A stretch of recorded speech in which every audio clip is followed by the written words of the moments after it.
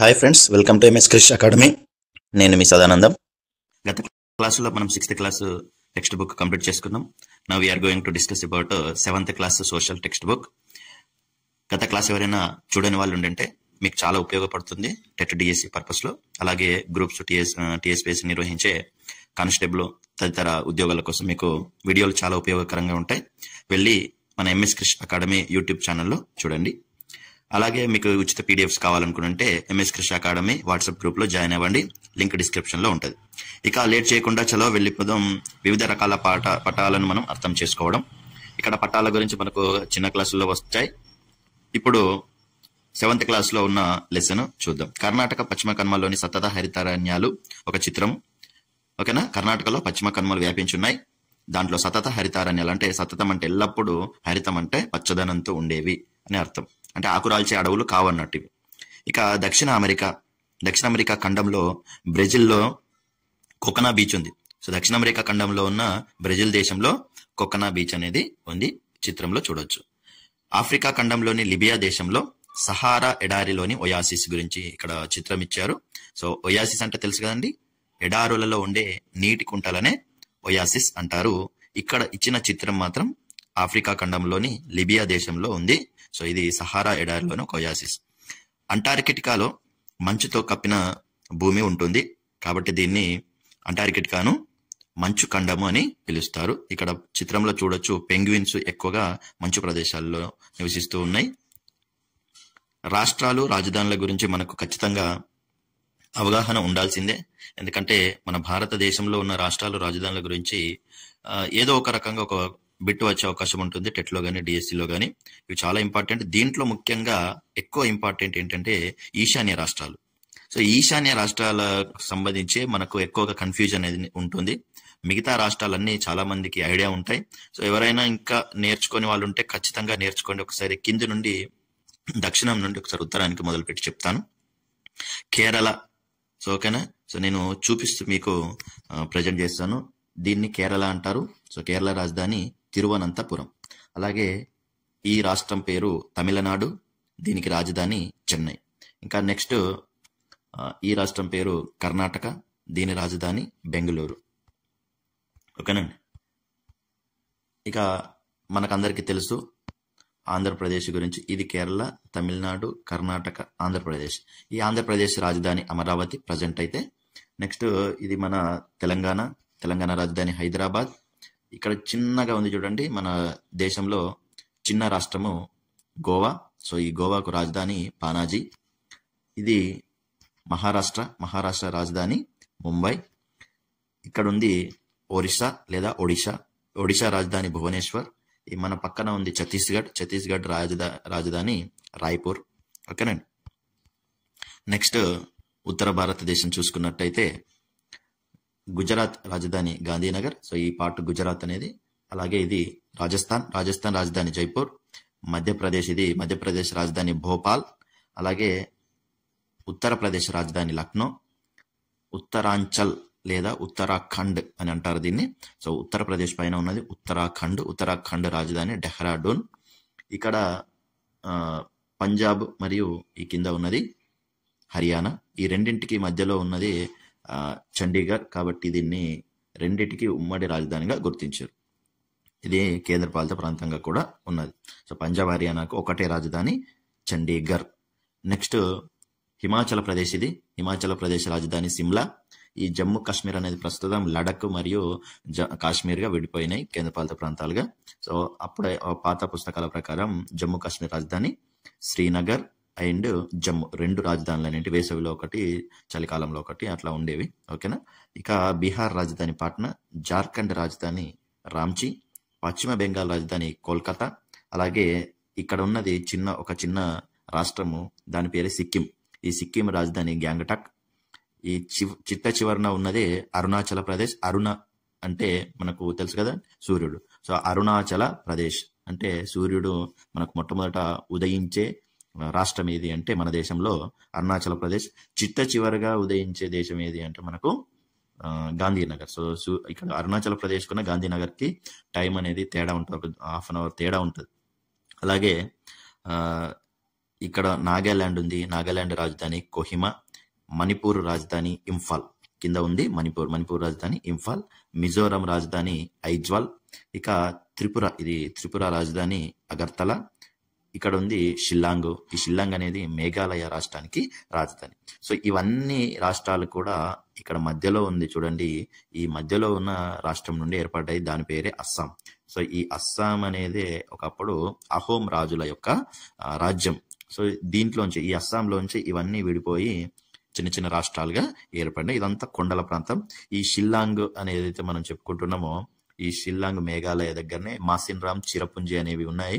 So ఒకప్పుడు చిరపుంజిలో ప్రపంచంలోనే అత్యధిక వర్షపాతం నమోదయ్యేది. ఇప్పుడు దానికి కొద్ది కిలోమీటర్ల దూరంలో ఉన్న మాసిన్రామ్లో ఎక్కువ వర్షపాతం పడుతుంది. అంటే ఫస్ట్ ప్లేస్ ఇప్పుడు మాసిన్రామ్, ప్రపంచంలోనే అత్యధిక వర్షపాతాన్ని పొందే ప్రాంతం. మాసిన్రామ్ తర్వాత చిరపుంజి అనేది ఉంది. Okay, right. ఇక ఇవి రాష్ట్రాలు, రాజధానులు. ఈ రాష్ట్రాలు, రాజధానులే కాకుండా ఇక్కడ ఎన్ అనేది ఉంది. సో ఎన్ అంటే నార్త్ ఎప్పుడు కానీ పటాలలో మనకు పై వైపున మాత్రమే చూపించడం జరుగుతుంది. పటాలలో ఎప్పుడు కానీ నార్త్ ని మనము పై వైపుకు చూపిస్తూ ఉంటాము. అలాగే సూర్యుడు ఉదయించే వైపు ఉన్నది అన్ని ఈస్ట్ అంటే తూర్పు అంటాము, అస్తమించే దాన్ని వెస్ట్ అంటాము. అలాగే కింది వైపు అంటే నార్త్ కి ఆపోజిట్ ఉన్నదాన్ని సౌత్ అంటాము. అందుకని మనము సౌత్ ఇండియా అని పిలుస్తూ ఉంటాం మన కింది వైపు ఉన్న రాష్ట్రాలను. సౌత్ ఇండియా, అట్లా సౌత్ ఇండియన్ స్టేట్స్ అని పిలుస్తూ ఉంటారు. సో ఇది మన దేశం గురించి. అలాగే ఇక్కడ చిన్న చిన్న ద్వీపాలు కూడా ఉన్నాయి చూడండి. అండమాన్ నికోబార్ దీవులు మరియు లక్షద్వీపులు, ఇవి కూడా మన దేశంలోనే భాగము. ఓకేనా. సో ఇవి మన భారతదేశంలో కేంద్రపాలిత ప్రాంతాలుగా ఉన్నాయి. సో ఈ కేంద్రపాలిత ప్రాంతాలు అంటే కేంద్ర ప్రభుత్వం ఆధీనంలోనే ఉంటాయి. వీటికి రాష్ట్ర ప్రభుత్వం అనేది సపరేట్ గా ఉండదు. ఎక్కువ అధికారాలు మొత్తం కేంద్ర ప్రభుత్వం ఆధీనంలోనే ఉంటాయి అన్నట్టు. సో మన రాష్ట్రాలకైతేనే మామూలుగా సీఎం, ముఖ్యమంత్రులు చూసుకుంటూ ఉంటారు. ఈ కేంద్రపాలిత ప్రాంతాలకు కేంద్రం నుండి లెఫ్టినెంట్ గవర్నర్ అనే వాళ్ళని నియమిస్తారు. సో ఈ లెఫ్టినెంట్ గవర్నర్ అనే వాళ్ళు అన్ని రకాల విషయాలు చూసుకుంటూ ఉంటారు. మనకు ముఖ్యమంత్రి ఎలాగో లెఫ్టినెంట్ గవర్నర్ కూడా అలాగే. సో ఇది ఇక్కడ ఉంది. అలాగే ఇక్కడ స్కేల్ అనే ఒక విషయం ఉంది చూడండి. అంటే పటంలో ఫర్ ఎగ్జాంపుల్ ముంబై నుండి హైదరాబాద్కు మధ్యలో పటంలో ఒక 5 సెంటీమీటర్ల దూరం ఉంది అనుకోండి.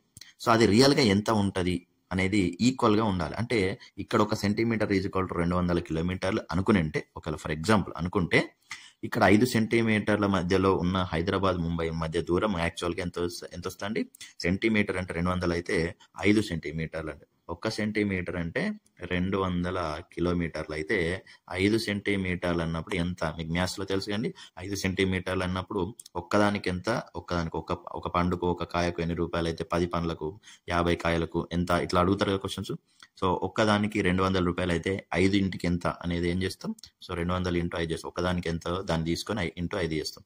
సో ఈ విధంగా చేసేటప్పుడు 1 సెంటీమీటర్కు 200 కిలోమీటర్లు అయితే 5 సెంటీమీటర్ల దూరం ఉంటే ఎంత అంటే 5 2 10 అంటే 1000 కిలోమీటర్ల దూరంలో ఉంటాయి అని మనం చెప్పవచ్చు. సో అట్లనే 2 సెంటీమీటర్ల దూరంలో మనం గీసామంటే అర్థం ఏంటిది? అక్కడ 400 కిలోమీటర్ల దూరం వాటి మధ్య రియల్ భూమి పైన నిజంగా ఉంటది అనేది చూస్తాం. సో అట్లా వాటి మధ్యలో ఎన్ని కిలోమీటర్లు ఉందో చూసుకొని ఇక్కడ మనం పటంలో గీయాలన్నట్టు. ఓకేనండి. సో వీటి మధ్యలో ఎన్ని కిలోమీటర్ల దూరం ఉందో మనం గీసే పటంలో 1 సెంటీమీటర్ ఎంత తోటి గీస్తే సెట్ అవుతుందో చూసుకొని మనము అవన్నిటి మధ్యలో దూరం అనేది గీస్తే దీన్ని ప్రామాణికమైన పటంగా భావించవచ్చు. సో ప్రామాణిక పటాలకు ఖచ్చితంగా దిక్కులుంటాయి. అలాగే ఈ స్కేల్ అనేది కూడా ఖచ్చితంగా పాటించాలి. దిక్కులు అలాగే వాటి యొక్క సరైన దిశలు కూడా పాటించాలి. ఏ దిక్కున ఏది ఉంటుంది అనేది పాటించాలి. ఇక మనం ఇక్కడ గమనించినట్టయితే క్వశ్చన్స్ కొన్ని ఏ విధంగా అడుగుతున్నాడంటే, షిల్లాంగ్ లో బయలుదేరిన ఒక వ్యక్తి దిస్పూర్కు వెళ్ళాలంటే ఏ దిక్కున వెళ్తాడు? సో ఇది పటం మనకు ఐడియా ఉంటేనే రాయగలిగే క్వశ్చన్. సో షిల్లాంగ్ అనేది ఇక్కడ ఉంది, దిస్పూర్ అనేది ఇక్కడ ఉంది, మీరు ఇక్కడ చూడొచ్చు. ఓకేనా. సో షిల్లాంగ్ నుండి దిస్పూర్కు వెళ్తున్న వ్యక్తి ఏ దిక్కున వెళ్తాడండి? సో పైకి అంటే ఏంటిదంటే నార్త్. సో నార్త్ దిక్కుకు వెళ్తాడు. ఒకవేళ షిల్లాంగ్ నుండి పాట్నాకి వెళ్లే వ్యక్తి ఏ దిక్కుకు వెళ్తాడండి? ఇటు ఎడమ వైపు, కాబట్టి ఇటు ఏముంటదండి? వెస్ట్ ఉంటుంది. అలాగే షిల్లాంగ్ నుండి దిస్పూర్ అంటే ఈ డైరెక్షన్ లో వెళ్తాడు కాబట్టి మనకు నార్త్ ఉంటుంది. సో ఈ విధంగా క్వశ్చన్స్ అనేవి అడగడం జరుగుతుంది. మీరు గుర్తుపెట్టుకోండి. ఇక్కడ కొహిమా నుండి బయలుదేరిన వ్యక్తి ఐజ్వాల్కి లేదా ఇంఫాల్కి వెళ్ళాలంటే ఎటువైపు వెళ్తాడు అంటే సౌత్కి వెళ్తాడు. ఓకేనా? సో ఇట్లాంటి క్వశ్చన్స్ అడిగినప్పుడు కొంచెం కన్ఫ్యూజన్ అయితే, మామూలుగా హైదరాబాద్ నుండి భోపాల్కి వెళ్ళాలంటే ఈ విధంగా అడిగితే మనం ఈజీగా చెప్తాం నార్త్, లేదా హైదరాబాద్ నుండి ఢిల్లీకి వెళ్ళాలంటే నార్త్కి, లేదా హైదరాబాద్ నుండి డెహ్రాడూన్కి వెళ్ళాలంటే నార్త్కి. ఇట్లా మనకు తెలుస్తుంది, కొంచెం ఇవి ఐడియా ఉంటాయి. సో ఇక్కడ బెంగళూరు నుండి ముంబై కన్నా నార్త్ ఉంటుంది. సో ముంబై నుండి గాంధీనగర్ అంటే నార్త్ ఉంటుంది. సో గాంధీనగర్ నుండి భోపాల్ అంటే ఈస్ట్కి వస్తాం. సో గాంధీనగర్ నుండి రాంచీకి ఈస్ట్కి వస్తాం. ఇట్లా మనకు కొంచెం ఐడియా ఉండాలి ఏవి ఎక్కడ ఉంటాయి అనేది. సో దాన్ని బట్టి మనం చేసుకోవచ్చు. ఓకే, ఎప్పుడైనా కానీ ఒక పటంలో మనము ఎక్కడి నుంచి వెళ్తున్నాడు అని, బయలుదేరుతున్నాడు అని అడుగుతారో అక్కడ నుండి మనము 4 డైరెక్షన్స్ గీసుకోవాలి. ఫర్ ఎగ్జాంపుల్ ఇక్కడ హైదరాబాద్ నుండి ఇంకా ఏదైనా అడిగినా కూడా ఫస్ట్ హైదరాబాద్ను కేంద్రంగా చేసుకొని మనము ఒక డైరెక్షన్ అనేది గీసుకొని అప్పుడు ఆలోచించాలి. ఓకేనా? ఏ విధంగా ఆలోచించాలి అనేది మనకు తెలియాలి. ఎందుకంటే మనకు దిక్కులు తెలుసు, వాటి పేర్లు తెలుసు, ఎటువైపు ఏది ఉంటుందో తెలుసు, కానీ ఎక్కడ స్టార్ట్ చేయాలనేది తెలియకపోతే కూడా కష్టం. సో ఎక్కడి నుంచి బయలుదేరుతున్నాడు అని అడుగుతాడో అక్కడ ఇది ఎడమవైపు తిరిగాడు, కుడివైపు తిరిగాడు అని మ్యాథ్స్లో అడిగినా కూడా ఇట్లానే చేసుకోండి. ఓకేనా? రైట్. ఇక్కడ హైదరాబాద్ నుండి బయలుదేరిన వ్యక్తి ఎక్కడ, ఇప్పుడు విశాఖపట్నం వెళ్ళాడు అంటే విశాఖపట్నం ఇక్కడ ఉండదు. సో విశాఖపట్నం వెళ్ళాడు అనుకున్నప్పుడు సో ఇక్కడ ఈ 4 డైరెక్షన్స్ తీసుకున్నప్పుడు మనకు ఈజీగా తెలుస్తుంది, నార్త్, సౌత్, ఈస్ట్, వెస్ట్ అని. సో ఈ డైరెక్షన్లో ఏది ఉన్నా కూడా మనం ఈజీగా చెప్పొచ్చు. హైదరాబాద్ నుండి విశాఖపట్నం వెళ్ళాడు అంటే ఈస్ట్కి వెళ్ళాడు అని, అలాగే హైదరాబాద్ నుండి చెన్నైకి ఇట్లా వెళ్ళాడు అంటే సౌత్కి వెళ్ళాడు అని, హైదరాబాద్ నుండి భోపాల్కి వెళ్ళాడు అంటే ఆల్రెడీ వచ్చింది క్వశ్చన్, హైదరాబాద్ నుండి భోపాల్కి వెళ్ళిన వ్యక్తి ఎటువైపు ప్రయాణిస్తాడు అనేది క్వశ్చన్ వచ్చింది ఆల్రెడీ. సో ఇట్లాంటి క్వశ్చన్స్ అడిగే అవకాశం ఉంటుంది కాబట్టి చూసుకోండి. ఓకేనా? ఇది మన పటం గురించి. చూడండి, ఇక్కడ పటం దగ్గరనే మనం ఒక 3-4 నిమిషాలు ఆగాల్సి వచ్చింది అంటే ఇక్కడ చాలా విషయాలు నేర్చుకోవచ్చు. అంటే తక్కువ టైంలో ఎక్కువ విషయాలు మనం డిస్కస్ చేసుకోవచ్చు, తెలుసుకోవచ్చు పటాల ద్వారా. అందుకని నేను గత క్లాసులోనే చెప్పాను, నేను ఈ పటాల ద్వారానే కానిస్టేబుల్గా కానీ లేదా పోలీస్ డిపార్ట్మెంట్ ఎగ్జామ్స్ కానీ లేదా డిఎస్సిలో కానీ నాకు జాబ్స్ వచ్చాయి అనేది ఒక సపరేట్ క్లాసెస్ కూడా వీడియో చేసి పెట్టాను. ఎందుకంటే వాటికి అంత ఇంపార్టెన్స్ ఉంది. పటాల ద్వారా మనకు ఇమాజినేషన్ అనేది తొందరగా అర్థమవుతుంది అనేది నా ఉద్దేశం, అంతే. సో ఒక్కొక్కరికి ఒక్కొక్క రకమైన నేర్చుకునే అలవాటు ఉంటుంది, కానీ చూడడం ద్వారా నేర్చుకుంటే ఇంకెక్కువగా మనము గుర్తుపెట్టుకోవచ్చు అనేది నా ఒపీనియన్. రైట్. ఇక్కడ మనకు ఒక చిత్రాన్ని ఇచ్చారు. సో నింపూరు గ్రామ చిత్రం. సో ఇది పటం కాదండి. సో పటానికి చిత్రానికి తేడా ఉంటుంది. ఎందుకంటే పటంలో అన్ని రకాల విషయాలు మనం చూపించవచ్చు, కానీ చిత్రంలో ఈ కొండల వెనకాల ఉన్న ప్రదేశం మనకు కనబడదు. కానీ పటంలో మాత్రం ఇక్కడ కొండలు ఉన్నాయి, వాటి పక్కన ఇవి ఉన్నాయి, అట్లా ఈ గ్రామం ఉన్నది, ఇట్లా అన్ని చూపించవచ్చు. ఓకేనా? రైట్. ఇక రంగులను బట్టి ప్రదేశాల యొక్క ఎత్తును చూపిస్తున్నారు, ఇది మనం గమనించవచ్చు. ఇది ఒక పద్ధతి అన్నట్టు. సో రంగుల ద్వారా ప్రదేశాలను చూపించడం, పక్కకు మనం ఏ రంగు ఎన్ని మీటర్లు ఎత్తున్నది అనేది మనకు రాస్తూ ఉంటారు. సో ఈ విధంగా అండి. ఓకేనా? సో నింపూరు గ్రామ సముద్ర మట్టం ఏ విధంగా ఉంది అనేది ఇక్కడ ఏ కలర్ ఎంత హైట్ లో ఉంది అనేది చూపించడం జరిగింది. సో ఇలా చూపిస్తారు.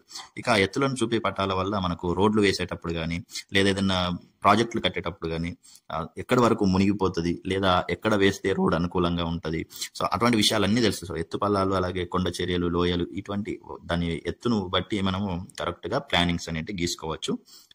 ఇక కాంటూరు రేఖలు లేదా సమతల రేఖలు, కాంటూర్ లైన్స్ అంటే ఏంటంటే వీటిని సమాన ఎత్తు ఉన్న ప్రదేశాలను కలుపుకుంటూ ఒక గీత గీసుకుంటే వాటిని కాంటూరు రేఖలు అంటారు. అంటే 50 మీటర్ల ఎత్తున్న వాటినన్నింటినీ కూడా గీసుకుంటాం. అలాగే ఇంకో 60 మీటర్ల ఎత్తులో ఉన్న వాటినన్నింటినీ కలుపుతూ గీస్తూ ఉంటాం. సో అలా గీసినప్పుడు ఎత్తు ఎక్కువ సేమ్ హైట్ లో ఉన్నవి ఒకటే వరుసలో ఉండకపోవచ్చు, కాబట్టి కాంటూర్ రేఖలు ఇలా వంకర టింకర కూడా రావచ్చు. ఓకేనా? సో ఈ కాంటూర్ రేఖలు వంకర టింకరగా వచ్చినా కూడా ఇప్పుడు ఇలా అక్కడొక ప్రదేశం ఉంటే సో వాటిని మనము గీసుకున్నప్పుడు ఈ ప్రదేశాలను కలుపుతూ గీస్తూ ఉంటాం. ఓకేనండి? సో ఈ ప్రదేశాలను కలుపుతూ ఇలా గీసుకున్నప్పుడు మనకు ఇంకొక ప్రదేశాలు కూడా ఉన్నాయి, సో వేరే హైట్లో ఉన్నాయి. సో వాటిని గీయాలంటే మనము వీటిని ఖండిస్తూ గీయకూడదు అన్నట్టు. ఓకేనండి? సో మనం వీటిని ఖండించకుండానే గీసుకోవాల్సి ఉంటుంది. సో కాంటూరు రేఖలను అనేటి మనకు ఖండిస్తూ గీయలేం, మనకు ఖండించకుండానే గీయాల్సి ఉంటుంది. అంటే కాంటూర్ రేఖలు వంకర టింకరగా ఉంటాయి, కానీ ఒకదాన్ని ఒకటి ఖండించుకోవు అనే పాయింట్ గుర్తుపెట్టుకోండి. ఇక మరి కాంటూర్ రేఖల మధ్యలో దూరం అనేది ఎక్కువ తక్కువ అనేది ఏ విధంగా ఉంటుందంటే కాంటూర్ రేఖలు అనేటి దగ్గర దూరం అనేది ఏ విధంగా ఉంటుంది అంటే వాటి యొక్క వాలును బట్టి ఆధారపడదు.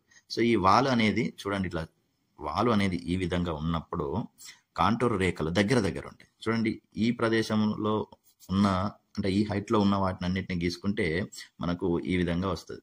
పైనుండి చూస్తే చూడండి, మళ్ళీ ఈ ప్రదేశంలో ఇప్పుడు ఈ ప్రదేశంలో గీయాలంటే ఈ విధంగా వస్తాయి.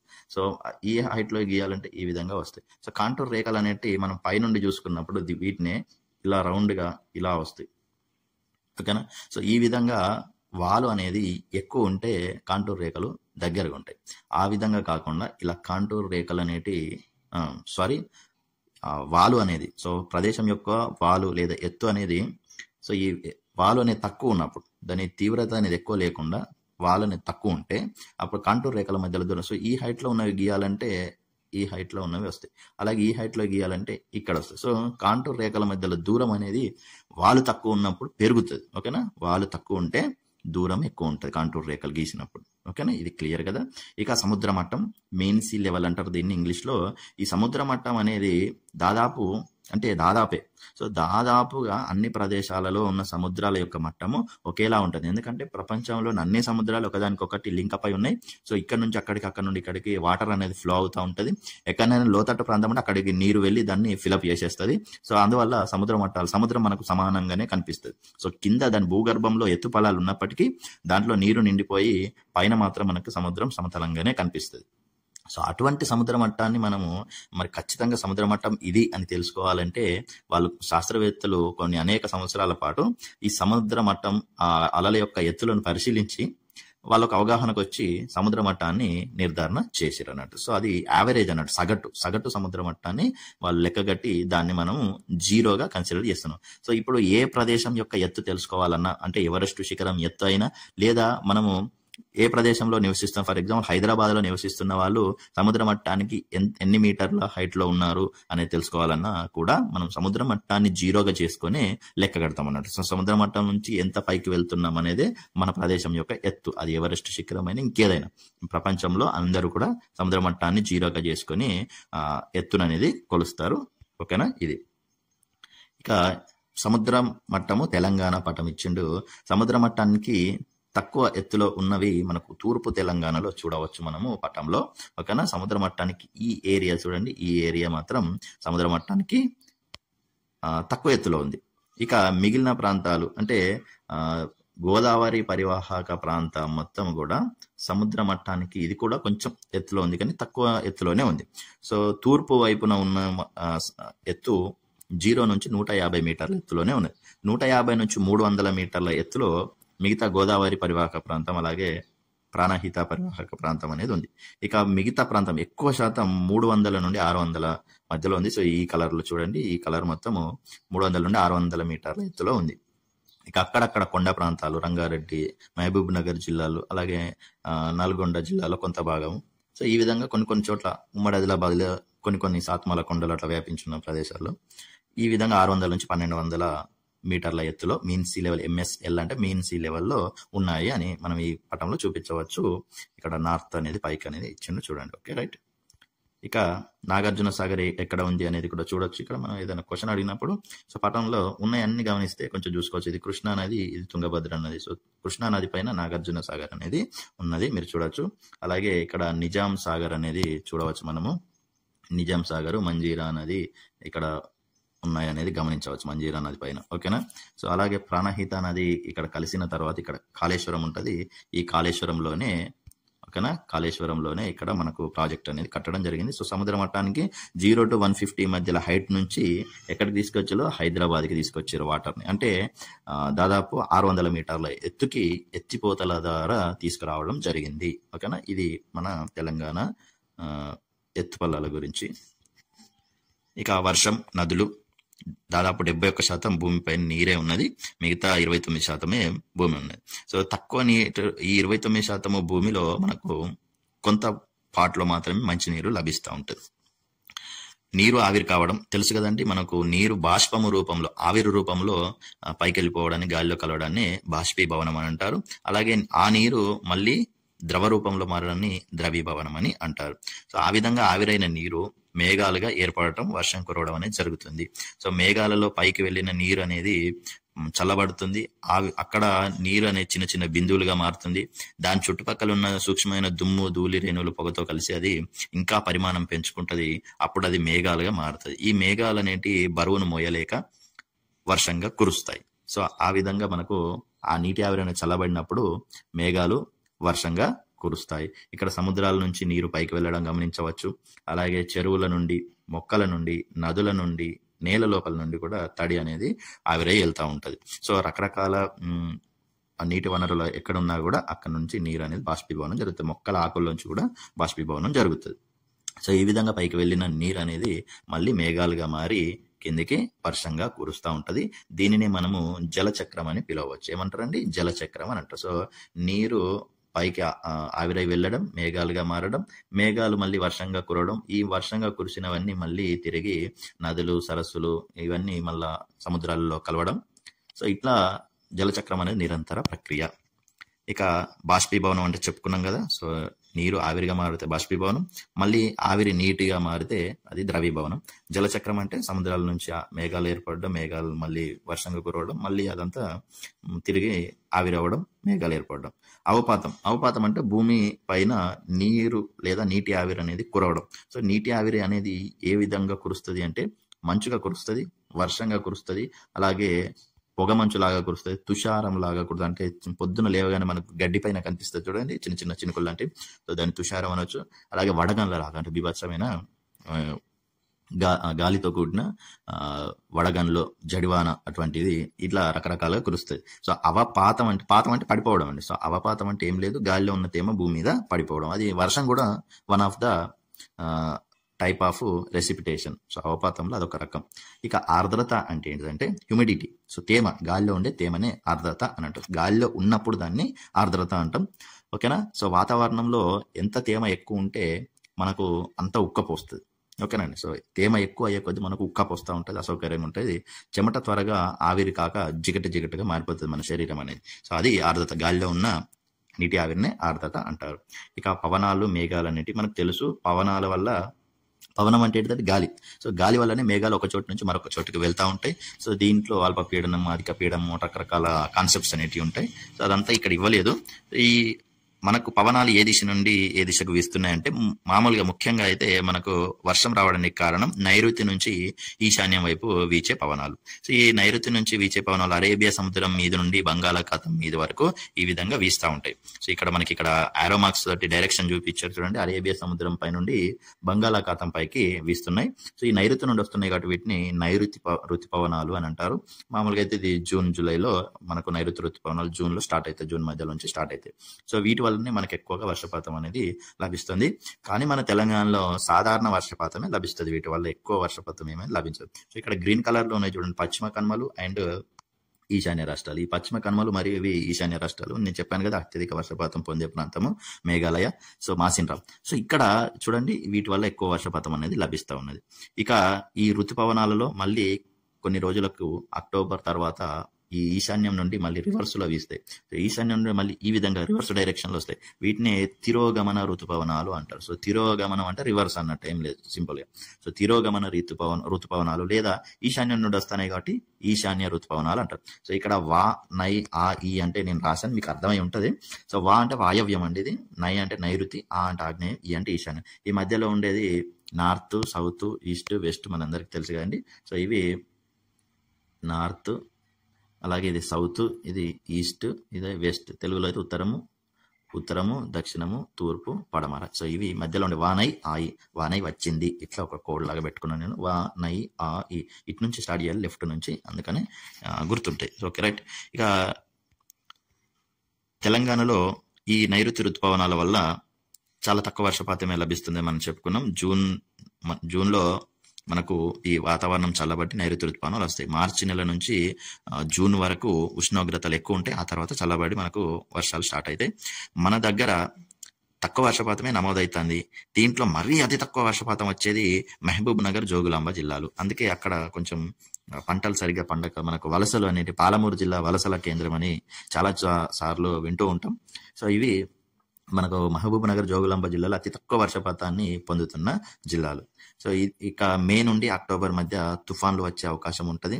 ఈ తుఫాన్లు మనకు బంగాళాఖాతంలో వస్తాయి. ఈ బంగాళాఖాతంలో వచ్చే తుఫాన్ల వల్ల మన తెలంగాణకు వర్షాలు రావచ్చు, రాకపోవచ్చు. కాబట్టి ఒకవేళ వస్తే పంట నష్టాన్ని కూడా కలిగిస్తాయి ఇటువంటి తుఫాన్లు. ఇక అక్టోబర్ తర్వాత చెప్పుకున్నాం కదా ఈశాన్య ఋతుపవనాలు అనేవి రావడం జరుగుతుంది. ఇక తెలంగాణలో వర్షపాతం ఏ విధంగా పడుతుంది అనేది మనం ఇక్కడ చూడొచ్చు. సో అధిక వర్షపాతం అంటే 100 సెంటీమీటర్ల కంటే ఎక్కువ వర్షపాతం పడే ప్లేస్ ఇది అన్నట్టు. సో ఉమ్మడి ఆదిలాబాదు, కరీంనగర్, వరంగల్, అలాగే ఖమ్మం డిస్టిక్, నిజామాబాద్ డిస్టిక్, ఓకేనండి. సో మెదక్ డిస్టిక్ లో కొంత భాగం ఇవి ఎక్కువ వర్షపాతాన్ని పొందుతున్నాయి, మనం గమనించవచ్చు. ఇక నెక్స్ట్ అల్ప వర్షపాతం అంటే 60 నుండి 100 లోపు అంటే 99 వరకు. సో 60 నుండి 90 వరకు ఈ ప్లేస్ అన్నట్టు. ఇక అన్నిటికంటే తక్కువ మనం చెప్పుకున్నాం కదా గతంలోని జోగులాంబ, మహబూబ్ నగర్ జిల్లాలు, వనపర్తి, జోగులాంబ, మహబూబ్ నగర్, నాగర్ కర్నూలులో కొంత భాగం, నల్గొండలో కొంత ప్లేస్. అంటే దాదాపు ఉమ్మడి మహబూబ్ నగర్ జిల్లా తక్కువ వర్షపాతాన్ని పొందుతుంది అన్న విషయం మనం గమనించవచ్చు. ఓకేనండి, రైట్. ఇక మనకు ఒకసారి ఇక్కడ ఇంకొక పాయింట్ గమనించండి. మనకు సరిహద్దులు అడుగుతున్నాడు. సో తెలంగాణకు సరిహద్దులుగా ఏ రాష్ట్రాలు ఉన్నాయి అనుకున్నప్పుడు, సో ఇక్కడ నార్త్లో మహారాష్ట్ర ఉంది, మీరు చూడండి నార్త్లో మహారాష్ట్ర ఉంది, ఓకేనండి. అలాగే పశ్చిమం దిక్కున ఏముందండి, సో నార్త్లో మహారాష్ట్ర ఉన్నది. పడమర దిక్కున ఇక్కడ వెస్ట్లో మహారాష్ట్ర కొంతవరకు ఉన్నది, అలాగే కర్ణాటక కూడా ఉన్నది చూడండి. సో కర్ణాటక కూడా వెస్ట్లో ఉంది. ఇక ఇటువైపు అంటే మనకు దాదాపు ఈశాన్యం దిక్కు అనుకోవచ్చు. సో ఈశాన్యం దిక్కులో ఛత్తీస్గఢ్ అనేది ఉంది. అలాగే తూర్పు వైపు మనకు తెలుసు, దక్షిణం వైపు కూడా తెలుసు, ఆంధ్రప్రదేశే ఉంటుంది. సో ఈ విధంగా ఆంధ్రప్రదేశ్ ఉంటుంది కానీ మనకు తెలుసు కదా.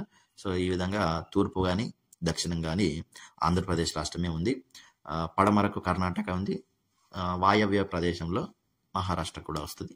ఉత్తరాన మహారాష్ట్ర ఉంది. మామూలుగా చెప్పుకున్నట్టయితే ఉత్తరాన మహారాష్ట్ర, దక్షిణాన ఆంధ్రప్రదేశ్, తూర్పున కూడా ఆంధ్రప్రదేశ్, పడమరన కర్ణాటక ఉంది అని మనం చెప్పుకోవచ్చు. ఓకేనా, రైట్. ఇక ఇంకా డీటెయిల్గా అడిగినప్పుడు ఛత్తీస్గఢ్ అనే ఈశాన్యం, వాయవ్యంలో మహారాష్ట్ర ఉంది. ఓకేనా, రైట్. ఇది మన తెలంగాణ యొక్క సరిహద్దులు.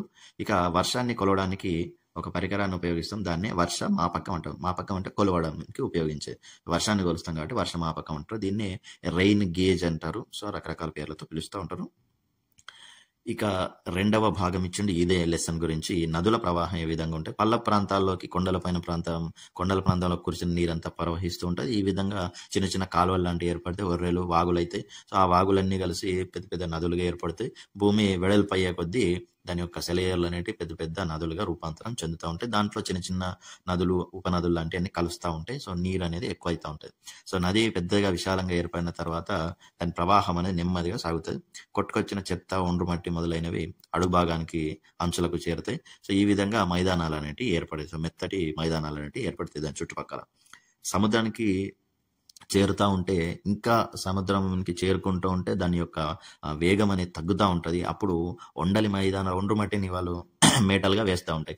ఆ మేట పెట్టినప్పుడు అక్కడ ఏర్పడిన ప్రదేశము మూడు వైపులా నీరు ఉండి మధ్యలో ఒక డెల్టా ఆకారం అంటే త్రిభుజం ఆకారంలో మనకు ఏర్పడతా ఉంటాయి భూములు. అటువంటి వాటిని డెల్టాలు అని పిలుస్తూ ఉంటారు. సో మ్యాథ్స్ లో మనం త్రిభుజం ఆకారాన్ని డెల్టా అని పిలుస్తాం కదా. సో ఆ విధంగా మనకు డెల్టాలు అని పిలుస్తూ ఉంటారు. సో నది అనేది మధ్యలో ఈ మట్టిని పెట్టినప్పుడు మెల్లిమెల్లిగా ఇట్లా నది అనేది చీలిపోతుంది. అట్లాంటి ప్రదేశాలను డెల్టాలు అని అంటారు. అక్కడ మంచి సారవంతమైన భూములు ఉంటాయి. ఇక కృష్ణ, గోదావరి నదులు పడమటి కనుమల్లో పుడతాయి కాబట్టి ఆ పడమర కనుమల్లో ఎక్కువ వర్షపాతాన్ని పొందుతానని మనం ఇంతకుముందే చెప్పుకున్నాం. కాబట్టి అక్కడ నుంచి వర్షం ఎక్కువ నీరు అనేది వాటికి లభిస్తుంది. కాబట్టి అక్కడ సంవత్సరం అంతా ఆ నదుల్లో నీరుంటాయి.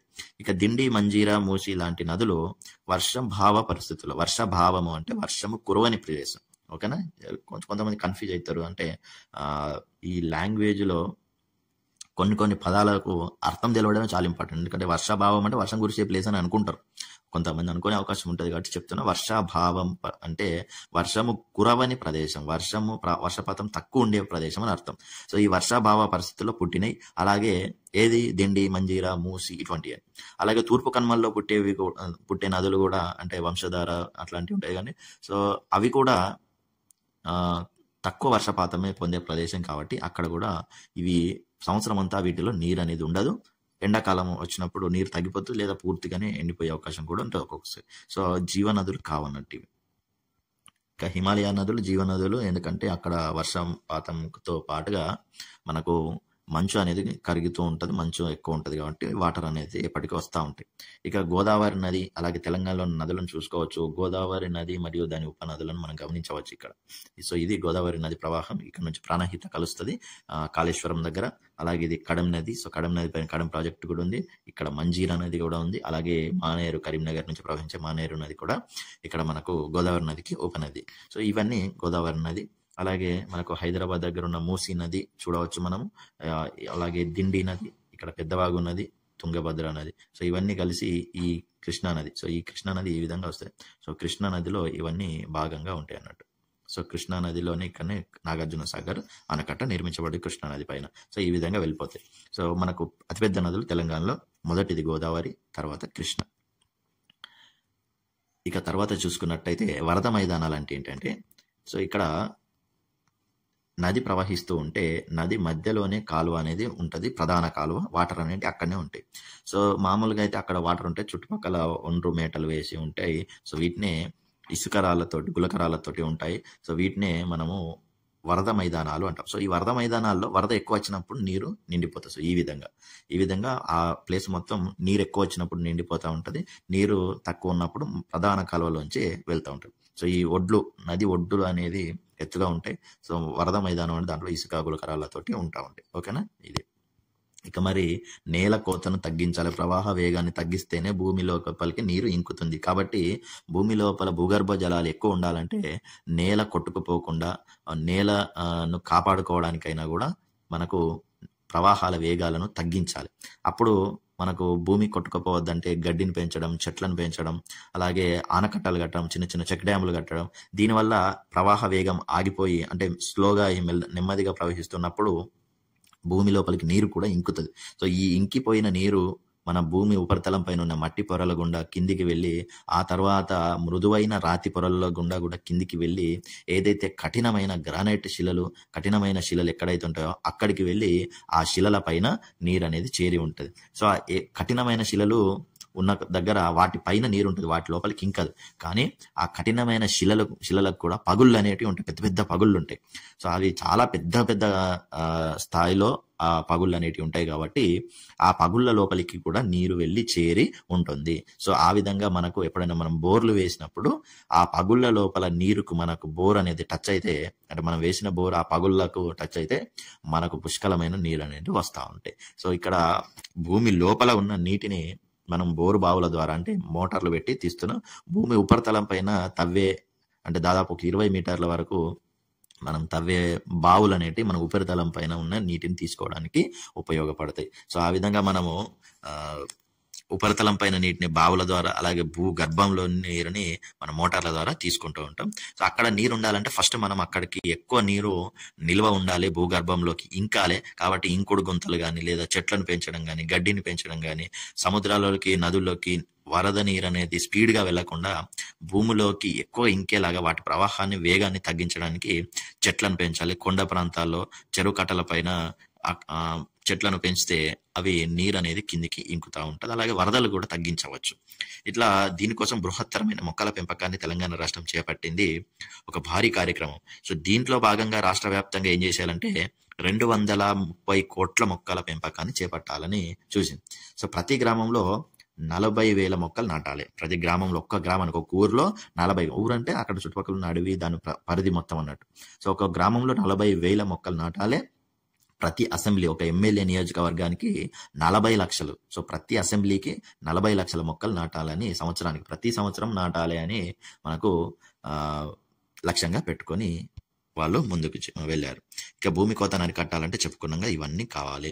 ఇక గంగా నదిని ఉదాహరణగా తీసుకుంటే, అడవులు నరకడం వల్లనే ఇప్పుడు గంగా నది కింది ప్రదేశాల్లో, అంటే ఉత్తరాఖండ్, హిమాచల్ ప్రదేశ్ ఆ పైనున్న రాష్ట్రాలలో అడవులను నరికివేయడం, కట్టడాలు చేపట్టడం వల్ల కింద ఉన్న ఉత్తరప్రదేశ్, బీహార్లో వరదలు ఎక్కువ వస్తున్నాయి. ఎందుకంటే వాటి వేగం అనేది పెరిగింది. అడవులు లేకపోవడం వల్ల పైనుండి వచ్చే నీటి వేగం పెరిగి వరదలు అనేవి వస్తాయి. దీనికి మరొక కారణం ఏంటిదంటే, పైనుండి వచ్చేటప్పుడు నీటి వేగం ఎక్కువ ఉంటే ఒండ్రు మట్టిని అక్కడే చుట్టుపక్కల పెట్టే దాన్ని తీసుకొని వస్తాయి. సో ఆ ఒండ్రు మట్టి అంతా కొట్టుకొని వచ్చి ఎక్కడైతే ఈ కొండ ప్రాంతాల కిందికి దిగి వచ్చిన తర్వాత మైదాన ప్రాంతాలకు, ఉత్తరప్రదేశ్ మైదానాలకు వచ్చిన తర్వాత ఆ నది స్లో అవుతుంది. అప్పుడు అక్కడ ఉన్న నది లోపల ఈ మట్టి అంతా పేరుకుపోతుంది. అప్పుడు ఆ నదిలో ప్రధాన కాలువ మొత్తం పూడిక చేయబడి ఈ మట్టితోటి నిండిపోతే ఆ చుట్టుపక్కల ఉన్న ప్రదేశాలకు, అంటే దానికి ఇరువైపులా ఎడమవైపు కుడివైపు ఉన్న ప్రదేశాలలోకి వరద అనేది వెళ్తాయి, ఎక్కుతాయి అన్నట్టు వాటర్ అనేది. సో అక్కడ పూడిక ఎక్కువ అయితే నదిలో పూడిక ఏర్పడినప్పుడు దాని చుట్టుపక్కలకు వరద అనేది పెరుగుతుంది. సో దానివల్ల కూడా చాలా ఆస్తి ప్రాణ నష్టాలు కూడా జరుగుతున్నాయి. అడవులను కాపాడుకోవాల్సిన అవసరం ఉంది. ఇక తుఫాన్లు వరదల సమయాల్లో చాలా ఇబ్బందులు ఎదురవుతాయి ఉంటాయి. తూర్పు కోస్తా జిల్లాలలో, అంటే ఆంధ్రప్రదేశ్ కానీ లేకపోతే ఈ బంగాళాఖాతానికి సంబంధించిన తీర ప్రాంతంలో 1977లో అతి భయంకరమైన ఒక తుఫాన్ వచ్చింది. దాదాపు 100 గ్రామాలను సర్వనాశనం చేసింది. దాదాపు 10,000 మంది ప్రాణాలు బలిగొంది. అంటే 9,941 అని ఇక్కడ అఫీషియల్గా ఇచ్చాడు, అన్అఫీషియల్ ఇంకెంతమంది ఉంటారో. అలాగే మనుషులనే లెక్క పెడుతున్నాం. మరి అక్కడ ఉన్న పశువుల సంగతి, చెట్ల సంగతి, పంటల సంగతి, అక్కడ నివసిస్తున్న పక్షులు కానీ, పర్యావరణంలో అనేక రకాల విధ్వంసం అనేది జరిగిపోయింది. సో ఈ విధమైన తుఫాన్లు ఎక్కువగా ఉన్నప్పుడు చాలా ప్రజల పరిస్థితి అనేది, ఇంకా పేదవాళ్ళు మరింత పేదవాళ్ళుగా అయిపోతారు, ఇండ్లు కూలిపోతాయి, వాళ్ళు దీనావస్థలోకి వెళ్ళిపోతారు. సో ఇట్లాంటి ప్రదేశాల్లో మనం సాటివారిగా మనం వీలైతే సహాయం చేయాలి, వాళ్ళకు ఆదుకోవాలి. ప్రభుత్వాలు కూడా వెంటనే సహాయక చర్యలు చేపట్టాలి. దీన్ని ఒక్కసారి అలాంటి జరిగినప్పుడు మరింత ముందు జాగ్రత్త చర్యలు తీసుకోవాలి. ముందే పసిగట్టి అధునాతన టెక్నాలజీస్ ఉపయోగించాలి. వాళ్ళని సురక్షిత ప్రాంతాలకి తరలించాలి. ఖచ్చితంగా తుఫాన్లు, వరదలు లాంటి వైపరీత్యాలను ప్రజలు ఏ విధంగా ఎదుర్కోవాలంటే ఇక్కడ ఇచ్చారు. సో ఎమర్జెన్సీ కిట్లు కానీ, మనకు టీవీ రేడియోల ద్వారా అప్రమత్తం చేసే సూచనలు కానీ మనము వినాలి. ఎమర్జెన్సీ కిట్లు దగ్గర ఉంచుకోవాలి.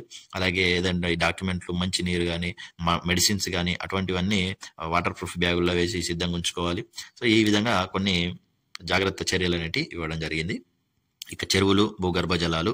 బృహత్ శిలాయుగంలోనే చెరువులను నిర్మించారని మనకు ఆధారాలు లభిస్తున్నాయి. సో కొంతమంది రాజులు కావచ్చు, లేదా కొంతమంది ప్రజలు కావచ్చు, సైనికాధికారులు కావచ్చు. మనకు రామప్ప చెరువును రేచర్ల రుద్రుడు అక్కడ రామప్ప గుడిని కట్టించారు, రామప్ప చెరువుని తవ్వించాడు అనేది ఉంటుంది. సో ఆయన నిజానికైతే రాజు కాదు, ఒక సైన్యాధ్యక్షుడు. సో అట్లా కొంతమంది ఎవరైతే గొప్ప వాళ్ళు ఉన్నారో వాళ్ళు చెరువులను ఏర్పాటు చేసిళ్ళు. సో కాకతీయులు మనకు గొలుసుకట్టు చెరువులను అభివృద్ధి చేసిళ్ళు. అలాగే నిజాం ప్రభువులు కూడా మన తెలంగాణలో చెరువులను తవ్వించారు. అలాగే వనపర్తి సంస్థానం గురించి చదువుకున్నప్పుడు మనకు EVS లో వస్తుంది. సో 7 సముద్రాలను, అంటే 7 చెరువులను తవ్వించారు వనపర్తి రాజులు అనేది కూడా ఉంటుంది. అట్లా ఇక రామప్ప చెరువు చిత్రం ఇచ్చాడు ఇక్కడ. ఇది జయశంకర్ జిల్లాలో ఉంది అని కూడా ఇవ్వడం జరిగింది. సో రామప్ప చెరువు జయశంకర్ జిల్లాలో ఉంది. ఇక్కడ చిత్రంలో చూడవచ్చు రామప్ప చెరువుని. ఇక చెరువులను మరి బాగు చేసుకోవాలంటే మిషన్ కాకతీయ అనే ఒక గొప్ప పథకాన్ని తెలంగాణ ప్రభుత్వం చేపట్టారు. దీనిలో భాగంగా 47,000 చెరువులలో పూడికతీత కానీ మరమ్మతులు కానీ చేయడం జరిగింది. 47,000 చెరువులను అభివృద్ధి చేశారు. దీని యొక్క ట్యాగ్ లైన్ ఏంటంటే మన ఊరు మన చెరువు.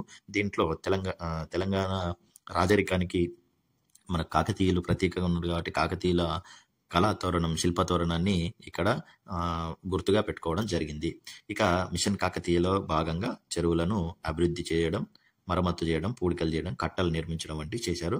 చెరువుల్లో చేపలు పట్టడానికి మన తెలంగాణలో బెస్తవాళ్ళు, అంటే గంగపుత్రులు, బెస్తవాళ్ళని మరొక పేరుతో గంగపుత్రులు పిలుస్తారు.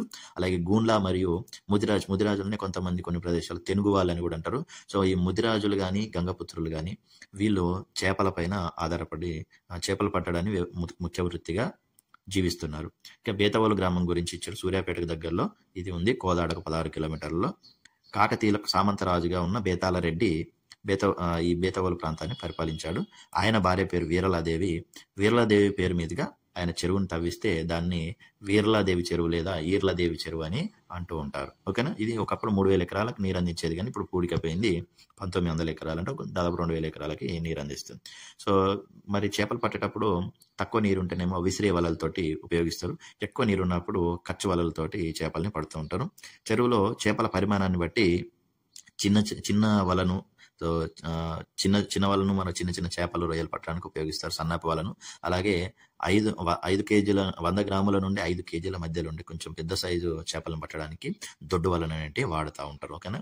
సో వీటినే పెద్ద పర్ష అంటే దొడ్డు వల, దీంట్లో 60 కన్నులు ఉంటాయి. చిన్న పర్ష అంటే సన్నపు వల, దీంట్లో 30 కన్నులు అనేవి ఉంటాయి. ఓకేనా. చిన్న పర్ష అంటే సన్నపు వల 30 కన్నులు ఉంటాయి, పెద్ద పర్ష అంటే దొడ్డు వల 60 కన్నులు ఉంటాయి.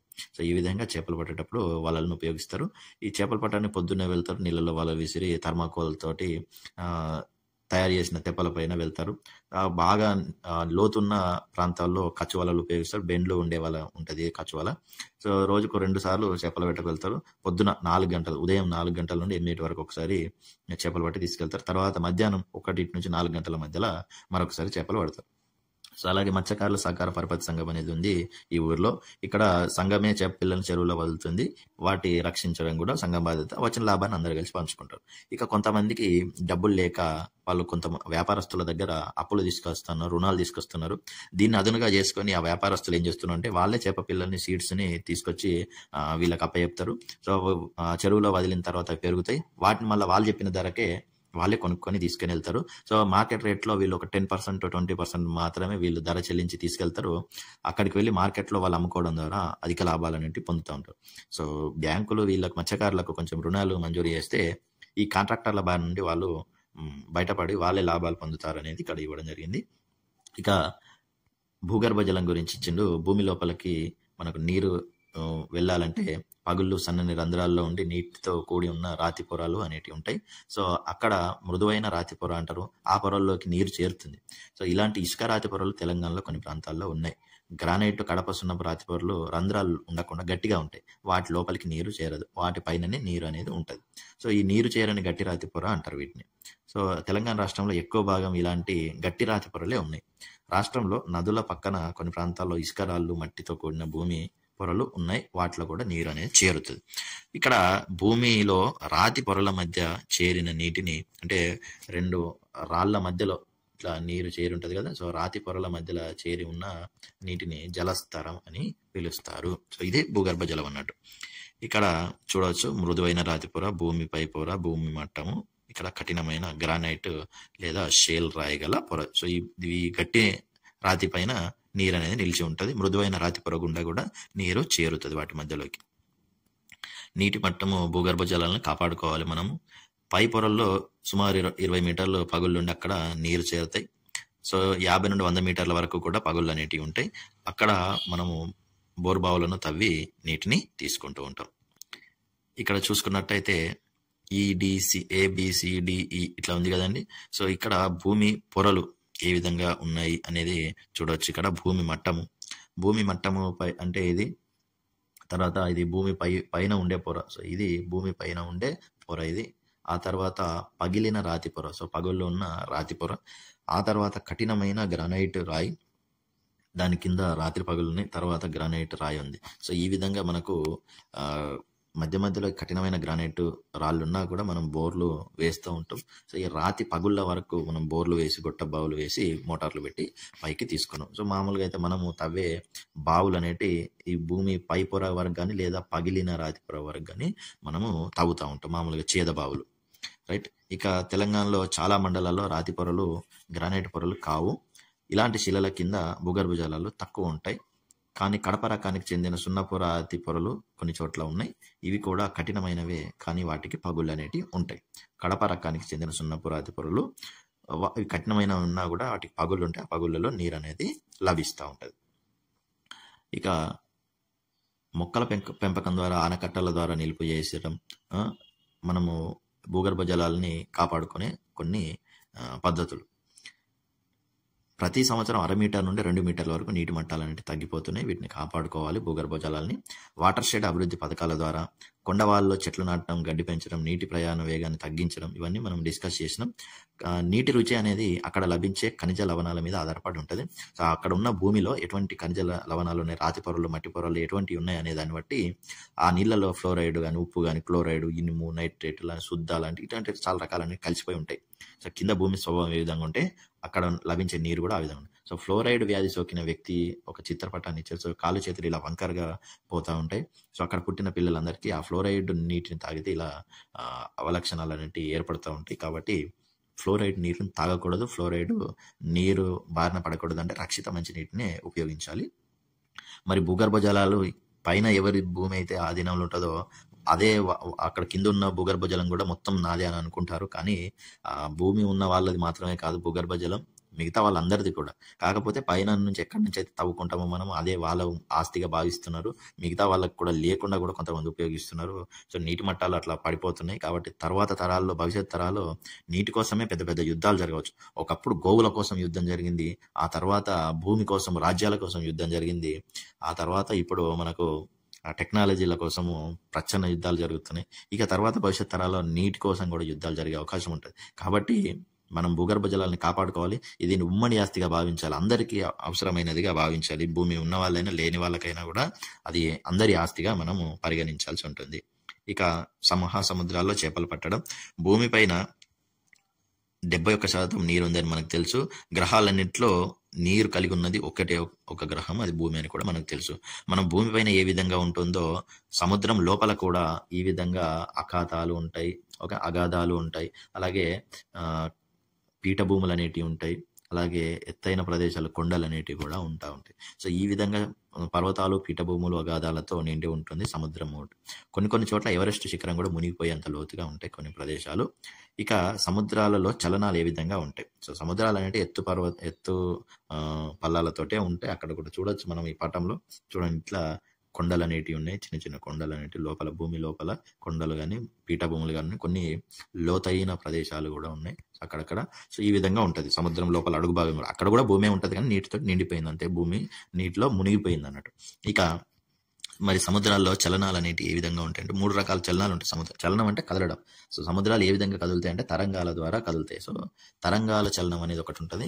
సముద్రం ఉపరితలం నీటి మట్టం అనేది ఎప్పటికీ వీచే గాళ్ళ వల్ల తరంగాలంటే అలలు అనేవి ఏర్పడతాయి.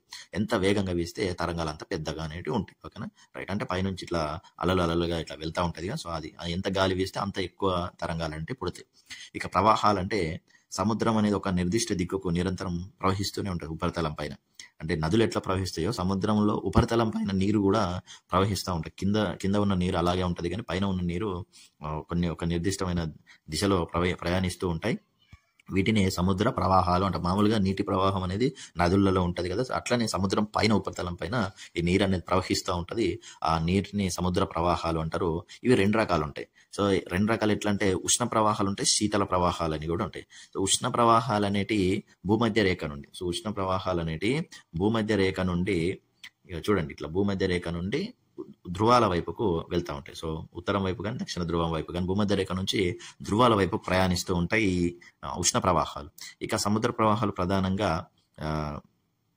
అలాగే శీతల ప్రవాహాలు అనేటివి ఉంటాయి. ధ్రువాల నుండి మళ్ళీ రివర్స్లో, ధ్రువాల నుండి భూమధ్య రేఖ వైపు వచ్చే ప్రవాహాలు కూడా ఉంటాయి అన్నట్టు. సో ఈ విధంగా అక్కడ ప్రవాహాలు అనేటివి ఎప్పటికీ నిరంతరం జరుగుతూ ఉంటాయి.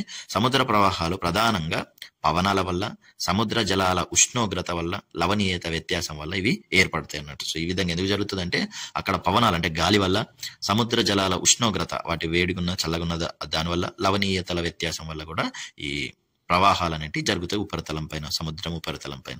ఇక పోటుపాట్లు అంటే ప్రతిరోజు నీటి మట్టం ఒక క్రమ పద్ధతిలో పెరగడం తగ్గడం అనేది ఉంటుంది. సో దీన్నే కొన్ని ప్రాంతాల్లో కొన్ని గంటల పాటు ఇవి ఉంటాయి, కొన్ని ప్రాంతాల్లో కొద్దిసేపు ఉంటాయి. సో పోటు అంటే అర్థం ఏంటంటే పోటు తరంగాలు, పర్వవేల తరంగాలు అని కూడా అంటారు వీటిని. సో ఇవి పైకి వస్తాయి, అంటే సముద్రం అనేది ముందుకు వస్తుంది. అలాగే లఘువేల తరంగాలు అంటే ప్రతిరోజు ఇవి ఒకే ఎత్తులో ఉండవు, ఇవి పోటు కానీ పాటు కానీ ఎప్పటికీ గురవుతూ ఉంటాయి. పర్వవేల తరంగాలు వచ్చినప్పుడు సముద్రం ముందుకు వస్తుంది, లఘువేల తరంగాలు వచ్చినప్పుడు సముద్రం అనేది కొంత వెనక్కి వెళ్ళిపోతుంది అన్నట్టు. సో ఈ విధంగా ఎప్పటికీ జరుగుతూ ఉంటాయి. దీనివల్ల చేపలు పట్టడానికి అనుకూలంగా ఉంటుంది. అలాగే బురద మట్టిని సముద్రం లోపలికి తీసుకెళ్తా ఉంటాయి.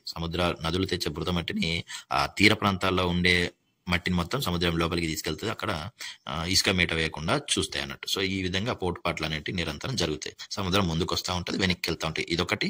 అలాగే సముద్ర ఉపరితలం పైన ప్రవాహాలు భూమధ్య రేఖ నుంచి ధ్రువాల వైపు నుంచి భూమధ్య రేఖకు ప్రవహిస్తూ ఉంటాయి. అలాగే గాలి వల్ల పైన అలలు అనేటివి కూడా ఏర్పడుతూ ఉంటాయి. ఈ విధంగా సముద్రం 3 రకాలుగా కదులుతూ ఉంటుంది అనేది మనం గమనించవచ్చు. ఓకేనా, సముద్రంలో చలనాలు 3 రకాలుగా ఉంటాయి. సో తరంగాల అంటే పైన అలలు, ప్రవాహాలు అంటే మొత్తం నీరు అంతా పైన ఉపరితలం పైన నీరు కొన్ని నిర్దిష్టమైన దిశల్లో వెళ్తూ ఉంటుంది. అలాగే పోటుపాట్లు సముద్రం ముందుకు రావడం, తీరం నుండి సముద్రం వెనక్కి వెళ్ళడం అనేది జరుగుతూ ఉంటుంది. ఇక తీర మైదానంలో ఆంధ్రప్రదేశ్లోని భావనపాడు గ్రామం గురించి ఇచ్చాడు. ఇక్కడ చేపలు పట్టేవాళ్ళు ఇప్పుడు కొంతమంది మరపడవలు కూడా ఉపయోగిస్తున్నారు. భావనపాడు గ్రామాన్ని మనం చూడవచ్చు. ఇక్కడ మధ్యవర్తుల యొక్క అడ్డ, బరువు తూకం వేసే యంత్రాలు, శీతలీకరణ పెట్టెలు, సో వాహనాల్లోకి లోడ్ చేస్తున్న దృశ్యం. ఈ విధంగా వలలు అనేవి వాళ్ళవి ఇంతకుముందే మనం చెప్పుకున్నాం. టూల్ కిట్లు, నూలు కర్రలు, నూలు కండే, కర్రబద్దలు అంటే ఉపయోగిస్తారు. ఇప్పుడు రింగ్ వలను ఎక్కువగా ఉపయోగిస్తున్నారు.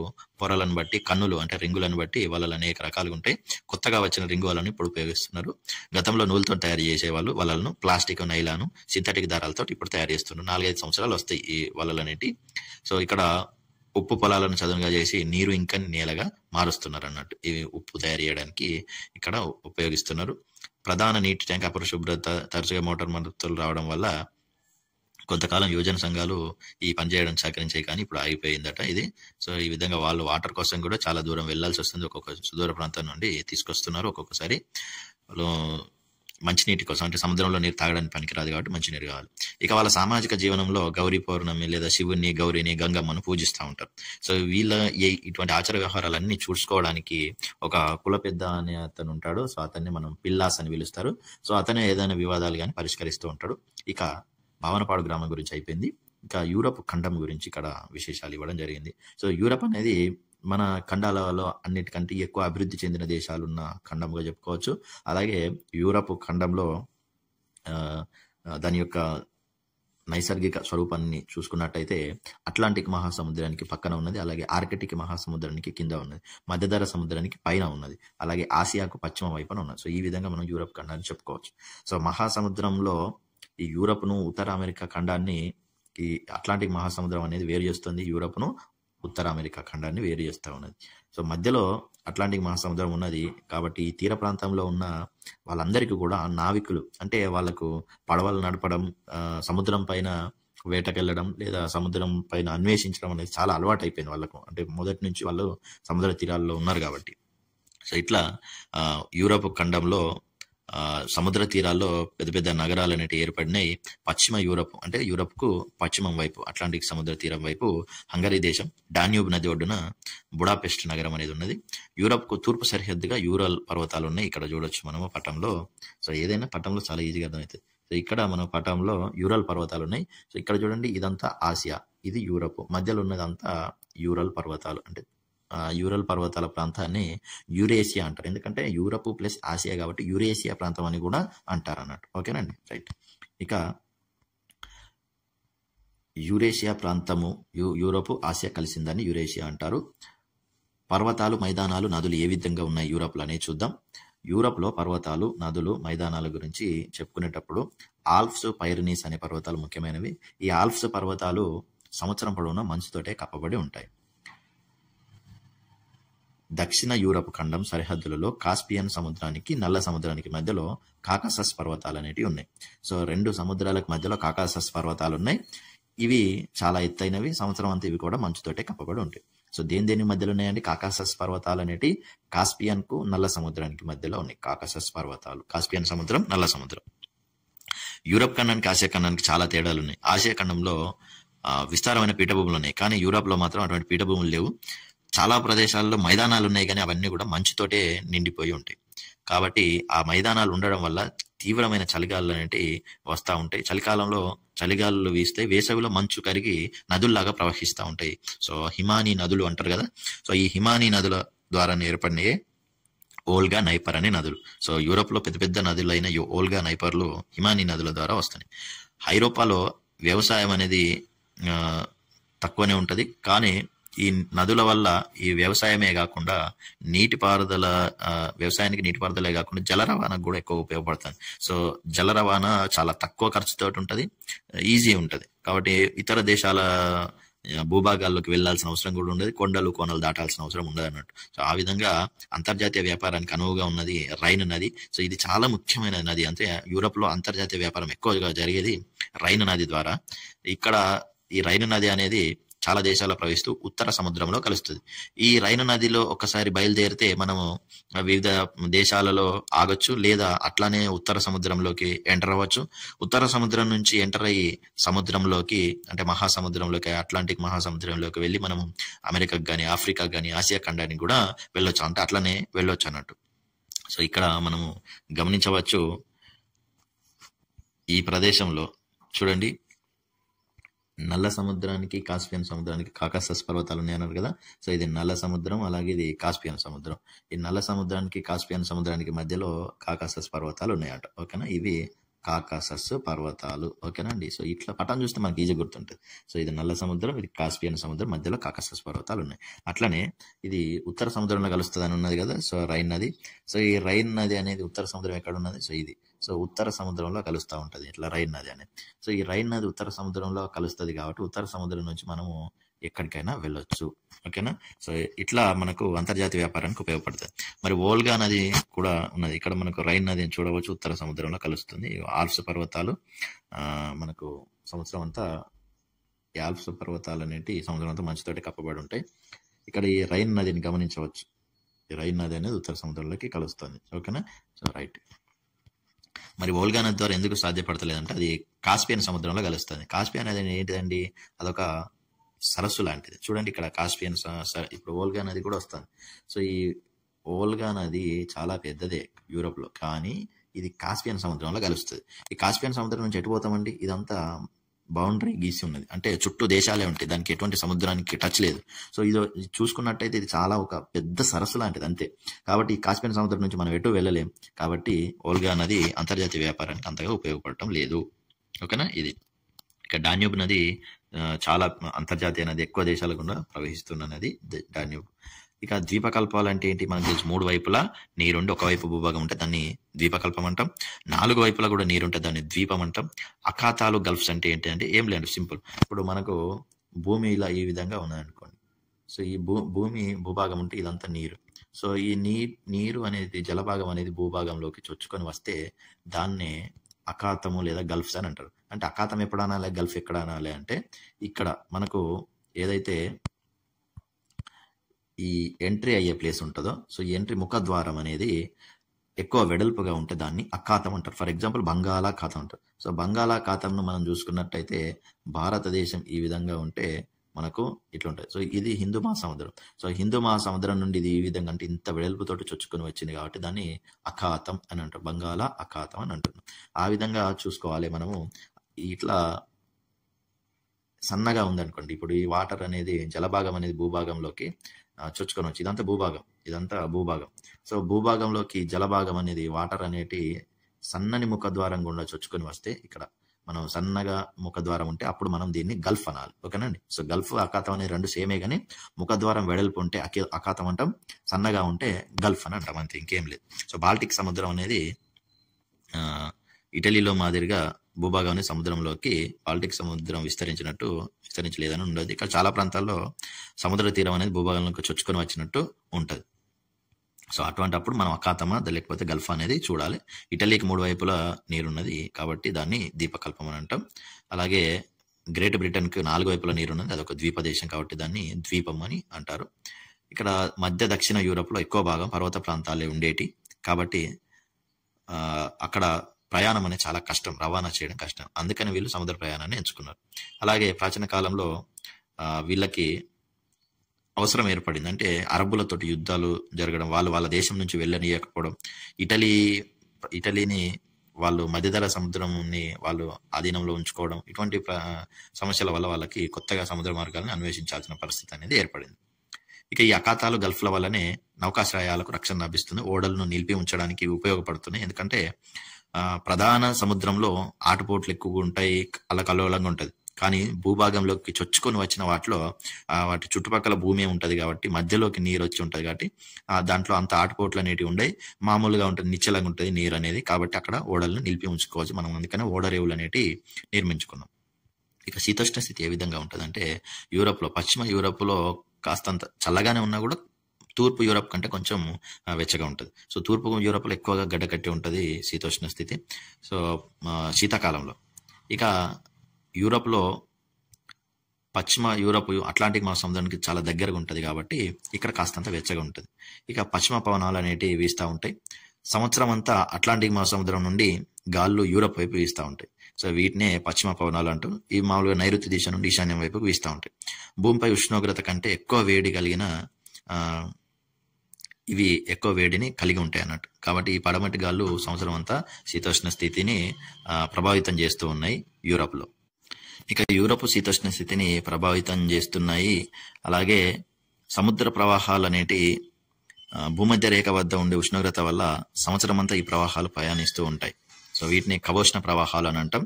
సో పశ్చిమ దిశ నుండి ఉత్తర అమెరికా వైపు, అమెరికా ఈశాన్య తీర ప్రాంతాలను టచ్ చేసిన తర్వాత అవి యూరప్ వైపు వీస్తూ ఉంటాయి. సో ఈ ప్రవాహాలను కవోష్ణ ప్రవాహాలు అంటారు. ఇవి యూరప్ లో పశ్చిమ తీర ప్రాంతాన్ని తాకుతూ ఉంటాయి. సో ఈ విధంగా వీటిని అమెరికాలోనేమో గల్ఫ్ స్ట్రీమ్లు అంటారు, అలాగే ఐరోపాలోనేమో ఉత్తర అట్లాంటిక్ డ్రిఫ్ట్ అని అంటారు. సో ఈ కవోష్ణ ప్రవాహాలు అనేటి సముద్ర ప్రవాహాలు, ఇవి వేల కిలోమీటర్లు ప్రవహిస్తూనే ఉంటాయి. మనం చెప్పుకున్నాం కదా, ప్రవాహాలు సముద్రాలలో చలనాలు ఎన్ని రకాలు, 3 రకాలని. దాంట్లో సముద్ర ప్రవాహాలు అనేటి ఒక రకం. సో ఈ ప్రవాహాలు ఇవి పవనాలు కాదు, ఓకేనా. పశ్చిమ పవనాలు అంటేనేమో ఇవి నైరుతి దిశ నుండి ఈశాన్యం అంటే పశ్చిమ దిశ నుండి వీచే ఈ గాలులను పశ్చిమ పవనాలు అని అంటారు. ఇవి అట్లాంటిక్ మహాసముద్రం నుండి యూరప్ వైపుకు వీస్తూ ఉంటాయి. సో ఇవి ఇక్కడ పశ్చిమ పవనాలను మనం గమనించవచ్చు. సో చెప్పుకునేటప్పుడు మనం కన్ఫ్యూజ్ ఎక్కడైతే అంటే పవనాల గురించి అలాగే ప్రవాహాల గురించి చెప్పుకున్నప్పుడు అరే ఈ రెండు సేమే కదా, అక్కడ ఇక్కడ వచ్చినాయి మళ్ళీ వస్తాయి అట్లా అనుకుంటాం. సో పవనం అంటే గాలి అండి. సో ఈ పైనుండి పోతాయి. సో పైనుండి వెళ్తాయి కాబట్టి వీటిని పశ్చిమ పవనాలు అని అంటారు. వీటిని పశ్చిమ పవనాలు అంటే పశ్చిమ దిక్కు నుండి యూరప్ వైపు వస్తూ ఉంటాయి. ఇక ఈ ప్రవాహాలు అంటే సముద్రంలోని ఉష్ణోగ్రతల తేడాల వల్ల భూమధ్య రేఖ నుండి ఇటు ఉత్తర అమెరికా ఖండం వైపు వెళ్తాయి. సో అమెరికాలో ఈశాన్య తీర ప్రాంతాన్ని టచ్ చేస్తూ అవి యూరప్ వైపు వెళ్తూ ఉంటాయి అన్నట్టు. సో ఈ విధంగా ఇవి ప్రవాహాలు అనేవి నడుస్తూ ఉంటాయి. ఇక గల్ఫ్ స్ట్రీమ్ అంటే అర్థం ఏంటంటే, స్ట్రీమ్ అంటేనే వేగంగా ప్రవహించేది అని అర్థం. అమెరికాలో గల్ఫ్ స్ట్రీమ్ అని అంటారు. ఐరోపాలోనే ఉత్తర అట్లాంటిక్ డ్రిఫ్ట్ అంటారు. సో యూరప్ అన్న ఒకటి. డ్రిఫ్ట్ అంటేనేమో నిదానంగా ప్రవహించేది అని అర్థం. ఈ గల్ఫ్ ప్రవాహాల కారణంగా ఉత్తర అమెరికాలో తూర్పు తీర ప్రాంతాలు, యూరోప్లోని పశ్చిమ తీర జలాలు గడ్డకట్టకుండా ఉంటున్నాయి. అంటే ఎందుకంటే కదులుతూ ఉంటాయి కాబట్టి గడ్డకట్టకుండా ఉంటాయి అన్నట్టు. కాబట్టి ఓడలు చలికాలంలో కూడా తీర ప్రాంతాలని చేరుకోగలుగుతున్నాయి. ఇక వర్షపాతం ఏ విధంగా ఉంది అనేది చూద్దాం. ఉత్తర ఐరోపా, పశ్చిమ ఐరోపాలో పడమటి గాళ్ళు తేమను నింపుకుంటాయి. సంవత్సరం పొడవునా వర్షాలు ఉంటాయి. మన దేశంలో కొన్ని నెలలనే ఉంటాయి, కానీ ఇక్కడ ఉత్తర ఐరోపా, పశ్చిమ ఐరోపాలో చిరుజల్లులు అనేవి కురుస్తూ ఉంటాయి. ఇక పశ్చిమ ఐరోపా ప్రాంతంలో ఈ ఉష్ణ ప్రవాహాల వలన మరొక ముఖ్యమైన ప్రయోజనం ఏంటిదంటే, అక్కడ చేపలకు కావలసినంత ఆహారం లభించాలంటే అక్కడ వెచ్చటి ప్రవాహాలు ఉంటాయి. సో ఈ వెచ్చటి ఈ ఉష్ణ ప్రవాహాల కవోష్ణ ప్రవాహాల వలన అక్కడ వెచ్చటి వాతావరణం ఉంటుంది వాటర్లో. కాబట్టి అక్కడ మత్స్య పరిశ్రమ బాగా అభివృద్ధి చెందింది ఉత్తర సముద్రం దగ్గర. సో ఈ ఉత్తర సముద్రం బ్రిటన్ సమీపంలో ఉన్నది. ఈ ఉత్తర సముద్రం దగ్గర మత్స్య పరిశ్రమని డాగర్ బ్యాంక్ అని కూడా అంటారు. సో ఈ డాగర్ బ్యాంక్ అంటే అక్కడ ఉన్న మత్స్య పరిశ్రమ. ఐరోపా ప్రజలకు ప్రధాన ఆహారం చేపలు. ఇక దక్షిణ ఐరోపా అంటే యూరప్లోనే, ఐరోపా ఖండంలోనే ఉత్తరాన్ని ఎట్లుంటుంది, దక్షిణాన్ని ఎట్లుంటుంది అనేది మనం నేర్చుకుంటాం అంతే. ఇట్లా కన్ఫ్యూజ్ కాకుండా మరి ఇది వేరే ఖండం అనుకోకుల్లి. సో పశ్చిమ ఐరోపా, ఉత్తర ఐరోపాల్లో వర్షాలు చిరుజల్లు కురుస్తూ ఉంటాయి. దక్షిణ ఐరోపాలో మనకు మధ్యధరా దేశాలు అని పిలుస్తూ ఉంటారు వీటిని. అంటే చలికాలంలో చలి తక్కువగా ఉంటుంది, కానీ ఎండాకాలంలో వెచ్చగా ఉంటుంది. సో ఇది మధ్యధరకు సంబంధించి అంటే మధ్య స్థాయిలో ఉంటుంది శీతోష్ణ స్థితి. కాబట్టి వాటిని మధ్యధర శీతోష్ణ స్థితి అనే పదం వీటికి స్థిరపడింది. ఇట్లాంటి పరిస్థితి మధ్యధర శీతోష్ణ స్థితి అనేది వేరే ఖండాల్లో కూడా ఉంటుంది. ఇటువంటి పరిస్థితి ఇవి పండ్ల తోటలకు బాగా అనుకూలమైనవి. ద్రాక్ష, బత్తాయి, ఆలివ్, అతి పండ్లు, అంజూర పండ్లు మొదలైన పంటల్ని దక్షిణ యూరప్లో అంటే మధ్యధర సముద్ర ప్రాంతాల్లో ఎక్కువగా పండిస్తూ ఉంటారు. ఇది యూరప్ గురించి, ఓకేనా. సో పశ్చిమ యూరప్ కంటే తూర్పు యూరప్ అనేది గడ్డ కట్టుకుని ఉంటాయి ఎక్కువ శాతము. ఈ సముద్ర ప్రవాహాల వల్ల, ఉష్ణ ప్రవాహాల వల్ల డాగర్ బ్యాంక్ అభివృద్ధి చెందింది యూరప్లో. అలాగే మనకు ఓడలు అనేటి అటు ఇటు రాకపోకలకు కూడా అనువుగా ఉన్నది, గడ్డ కట్టకుండా ఉంటుంది సముద్రం, ఓకేనా. ఇది ఇక నెక్స్ట్ చూసుకున్నట్టే ఇక్కడ యూరప్లో కాలం ఏ విధంగా ఉంటాయంటే 4 కాలాలు ఉంటాయి. చలికాలం, వేసవికాలం, వర్షాకాలం అనే 3 కాలాలు మన దేశంలో ఉన్నాయి. ఇక్కడ చలికాలం, వసంతకాలం, వేసవికాలం, శరత్కాలం అనేవి ఉంటాయి. సో యూరప్లో ఉన్న కాలాలు చలికాలము, వసంతకాలము, వేసవికాలము, శరత్కాలం. చలికాలం ఏ విధంగా ఉంటుంది? నవంబర్ నెల నుంచి వణికించే చలి ప్రారంభమవుతుంది. డిసెంబర్లో ఇంకెక్కువ అవుతుంది. సూర్యుడు ఆలస్యంగా వస్తాడు, అలాగే మధ్యాహ్నం 4 గంటలకి అస్తమిస్తాడు. సో ఈ విధంగా చలికాలం అనేది ఉంటుంది. ఇక వసంతకాలం ఏ విధంగా ఉంటుందంటే మార్చి నెలలో ఇక్కడ మార్పు అనేది స్టార్ట్ అవుతుంది. పగలు ఎక్కువ ఉంటుంది, రాత్రి తక్కువ ఉంటుంది. పచ్చని ఆకులు, అందమైన పూలతో అంతా నిండిపోయి ఉంటుంది. సో వసంతకాలంలో భూమిలో దున్ని విత్తనాలు అనేవి నాటుతారు. సో వసంతకాలం పంట ఎప్పుడు వేస్తారంటే వసంతకాలంలో వేస్తారు యూరప్లో.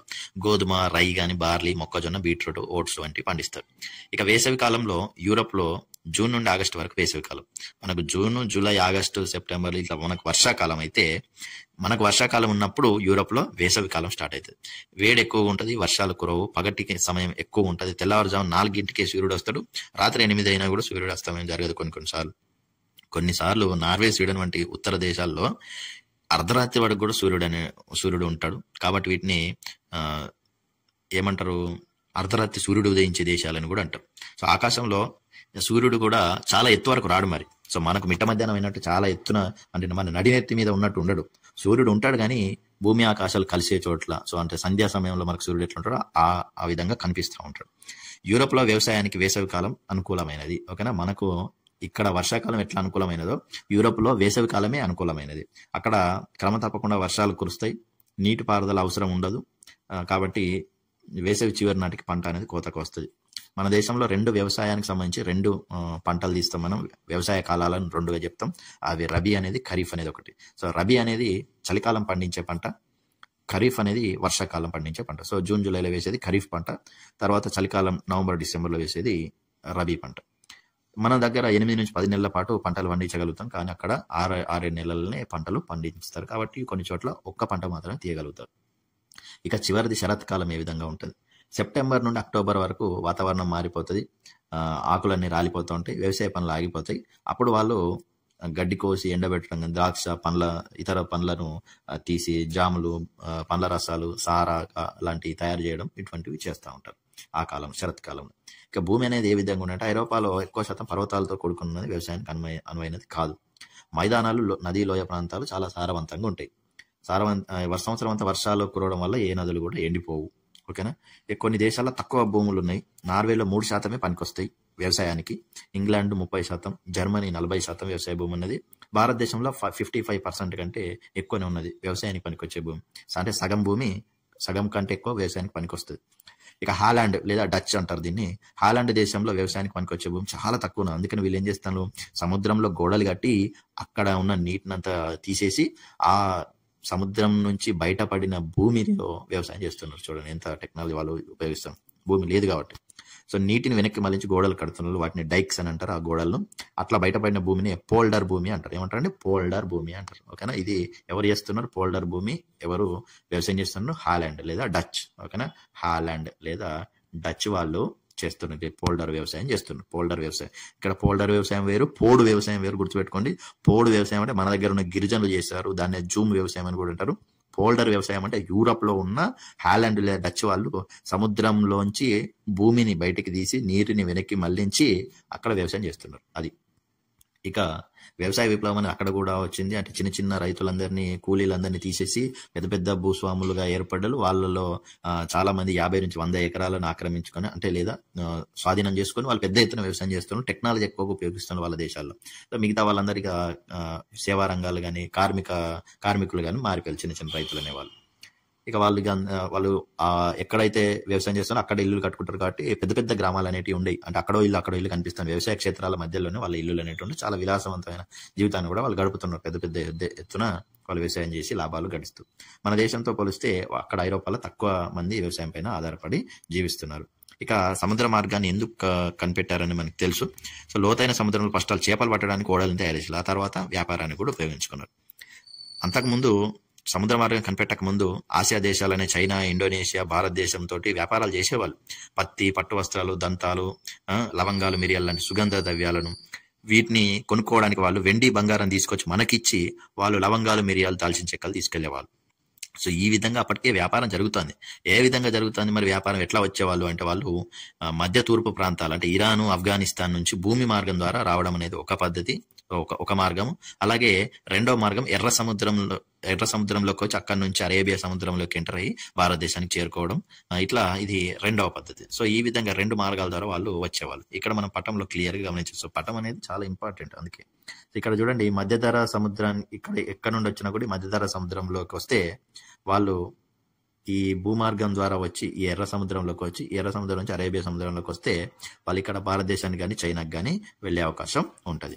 ఇది ఒక పద్ధతి అన్నట్టు. ఇక రెండవది, ఈ మధ్యధరా సముద్రం నుంచి ఇక్కడ ఇరాన్, ఆఫ్ఘనిస్తాన్ మీదుగా భారతదేశానికి కానీ ఇటు చైనాకి కానీ వెళ్ళవచ్చు. ఇది రెండవ మార్గం. సో ఈ విధంగా వాళ్ళు భూమార్గం ద్వారా వచ్చేవాళ్ళు. మరి ఏమైంది అంటే, ఎందుకు సముద్ర మార్గం అవసరం పడ్డదంటే చూడండి, మధ్యధరా ప్రాంతం అనేది ఇటలీ ఆధీనంలో ఉన్నది. అలాగే ఇటలీ ఆధీనంలో మధ్యధరా ప్రాంతం ఉండడం వల్ల వాళ్ళు కొన్ని అబ్జెక్షన్స్ పెట్టడం, యూరోప్ వాళ్ళని వేరే దేశాల వాళ్ళని రానియకపోవడం, గొడవలు జరగడం అట్లాంటివి జరిగింది. ఇంకా అన్నిటికంటే ముఖ్యమైనది ఇక్కడ టర్కీ కానీ ఇక్కడ చుట్టుపక్కల ఉన్న బాల్కన్ సామ్రాజ్యంలో ఉన్న దేశాలు కానీ ఒకప్పటి కాన్స్టాంటినోపిల్ నగరాన్ని అరబ్బులు ఆక్రమించుకోవడం వల్ల ఈ అరబ్బులకు యూరోప్ వాళ్ళకి పడేది కాదు. సో కాబట్టి ఇక్కడ ఈ అరబ్ కంట్రీస్ వాళ్ళని ఎవరిని కూడా రానియకపోయేవాళ్ళు. కాబట్టి ఈ భూమార్గం అనేది క్లోజ్ అయింది. సో భూమార్గం వీళ్ళు అడ్డుకట్ట వేసి ఇక్కడ అడ్డుకట్ట వేసేసరికి ఏమైంది, యూరోప్ కంటినెంట్ వాళ్ళకి ఆసియా ఖండంతో సంబంధాలు అనేవి వ్యాపారానికి అనుకూలంగా లేవు. కాబట్టి వీళ్ళు ఈ అరబ్బులు అడ్డుకోవడంతో వీళ్ళు ఏం చేసి ఇక చివరిగా ఇట్లానే రావాలి ఖచ్చితంగా. ఎందుకంటే ఇట్లా వెళ్ళలేరు, ఎందుకంటే ఇదంతా గడ్డ కట్టిన సముద్రం, దాంట్లో ప్రయాణం చేయలేరు ఎవరు కూడా. కాబట్టి వాళ్ళకున్న ఏకైక మార్గం ఈ ఆఫ్రికా ఖండం చుట్టూతా తిరిగి రావాలి. సో దీనికి సముద్ర మార్గం అనేది కనిపెట్టవలేదు అప్పుడు. అంటే ఎట్లా వెళ్తే మనం చూడడానికి చిన్న పటంలాగా కనిపిస్తుంది, కానీ ఇది కొన్ని వేల కిలోమీటర్ల దూరంలో ఉన్నాయి కాబట్టి సముద్ర మార్గం అని అప్పటికి కనిపెట్టలేదు. సో భూమి గుండ్రంగా ఉంది అని అప్పుడప్పుడే తెలుసుకుంటున్న కాలం అది. కాబట్టి అప్పుడు ఇటలీకి సంబంధించిన వ్యాపారస్తులు ఈ మధ్యధరా సముద్రాన్ని మూసివేశారు, వాళ్ళ ఆధీనంలో ఉంచుకున్నారు. అరబ్బులు అడ్డంకులు కలిగించడం వల్ల ఈ అన్వేషణ మొదలుపెట్టారు. సో ఇటలీ నావికుడు క్రిస్టోఫర్ కొలంబస్ అంటే ఆయన భూమి గుండ్రంగా ఉంది అని నమ్మిండు. సో భూమి గుండ్రంగా ఉంది అని నమ్మి ఏం చేసిండు, ఆయన పడమర వైపు, అంటే ఇక్కడ ఈ సముద్రంలో, ఈ అట్లాంటిక్ సముద్రంలో పడమర వైపు మనం గనక ప్రయాణించినట్టయితే మనము ఇండియాకి చేరుకోవచ్చు అని. అదేంది ఇండియాకి ఎట్లా చేరుకుంటారని మన డౌట్ రావచ్చు. మన అందరికీ తెలుసు భూమి గుండ్రంగా ఉంది. సో ఈ ప్లేస్ అనేది ఇక్కడనే ఉందండి, ఓకేనా. సో ఇది చుట్టూ మనం రౌండ్ గా తీసుకున్నప్పుడు ఈ ప్లేస్ కలిసే ఉంటాయి. సో అట్లా మనకు రౌండ్ గా ఉంటది. కాబట్టి ఒకవేళ ఇక్కడ నుంచి ఈ అమెరికా ఖండాన్ని దాటితే నెక్స్ట్ వచ్చేది ఇదే కదండి. సో అట్లా మనం ఆలోచించుకోవాలి. సో నిజానికైతే అట్లా ఒకవేళ వచ్చి ఉండే చేరుకునేవాడేమో. కానీ ఆయన కొన్ని నెలలు ప్రయాణించిన తర్వాత అతనికి ఏం జరిగింది, ఒక భూమార్గం కనిపించింది. సో ఆ భూమి కనిపించేసరికి అతను ఇండియాకి చేరుకున్నానని అనుకున్నాడు. కానీ అతను చేరుకున్నది ఇండియా కాదు. 1492లో కొలంబస్ అట్లాంటిక్ మహాసముద్రాన్ని దాటడానికి 3 నౌకలతోటి ప్రయాణం చేసి 3 నెలలు ప్రయాణం చేసిన తర్వాత అతను భూమిని చేరుకున్నాడు. దాన్ని భారతదేశం అనుకున్నాడు, కానీ అతను చేరుకున్నది వెస్టిండీస్. సో అమెరికాకు దగ్గరలోనూ ద్వీపాల సముదాయం వెస్టిండీస్. సో కొలంబస్ కంటే ముందు ఐరోపా వారికి అసలు ఈ అమెరికా ఖండం ఉన్నది అనేది కూడా తెలియదు ఎవరికి. సో ఈ అమెరికా ఖండం ఉంది అనేది అసలు ఎవరికి తెలియదు, ఓకేనా. సో నిజానికైతే అమెరికా ఖండం అంటే అర్థం ఏంటిదంటే ఉత్తర అమెరికా దక్షిణ అమెరికా రెండింటిని కలిపి అమెరికా ఖండం అని అంటాం. సో మనకు ప్రపంచానికి అప్పటికి అవగాహన ఉన్నది ఏంటిదంటే ఆసియా ఖండం ఉన్నది, యూరప్ ఖండం ఉన్నది, అలాగే ఆఫ్రికా ఖండం. ఆఫ్రికా ఖండంలో కూడా ఈ పైన ఉన్న ఉత్తర తీర ప్రాంతాలు మాత్రమే తెలుసు. వాళ్ళు ఇంకేం ఎక్స్ప్లోర్ చేయలేదు అప్పటికి. ఈ అమెరికా ఖండం అనేది అసలు ఉంది అనేది, ఉత్తర అమెరికా దక్షిణ అమెరికా ఖండాలు ఉన్నాయనేది కూడా ఎవరికి తెలియదు. సో అట్లా ఆయన కనుక్కున్న తర్వాత ప్రపంచానికి పరిచయం అయింది అన్నట్టు, వెస్టిండీస్ని కనుక్కున్న తర్వాత. సో అట్లా ఆ తర్వాత ఏమైంది, ఐరోపా వాసులుగా వ్యాపార రీత్యా స్థానికుల మీద ఆధిపత్యం చెలాయించి ఈ అమెరికా వెళ్లి స్థిర నివాసాలు ఏర్పరచుకోవడం అనేది మొదలుపెట్టారు. సో మొత్తము ఇక్కడ యూరోప్ వాళ్ళే వచ్చి అమెరికా ఖండాన్ని ఆక్రమించుకున్నారు. మొత్తం ఇదంతా అమెరికా ఖండాన్ని యూరోప్ వాళ్ళే ఏలుతున్నారు, వాళ్ళే స్థిరపడ్డారు. ఇప్పుడు ఉన్న వాళ్ళందరూ యూరోప్ వాళ్ళే. సహజంగా అప్పుడు వీచే పవనాలనే వాళ్ళు నౌకా ప్రయాణానికి ఉపయోగించుకునేవాళ్ళు. నైరుతి ఐరోపా నుండి అమెరికా తూర్పు తీరానికి వీచే పవనాలను వ్యాపార పవనాలు అంటారు. సో ఇక్కడ అంటే నైరుతి ఐరోపా అంటే ఇటు నుంచి చూడండి, ఇక్కడ వ్యాపార పవనాలకు గుర్తువచ్చు. నైరుతి నుండి ఇట్లా వీస్తాయి అన్నట్టు, వీటిని వ్యాపార పవనాలు అంటారు. అంటే వ్యాపారానికి బాగా పనికొస్తున్నాయి కాబట్టి. ఇక నైరుతి దిశ నుండి ఈశాన్యం వైపు, ఈశాన్య దిశ నైరుతి దిశకు ఈ పశ్చిమ పవనాలు అనేవి వీస్తూ ఉంటాయి. కాబట్టి రాకపోకలకు అనేవి పనికొస్తాయి.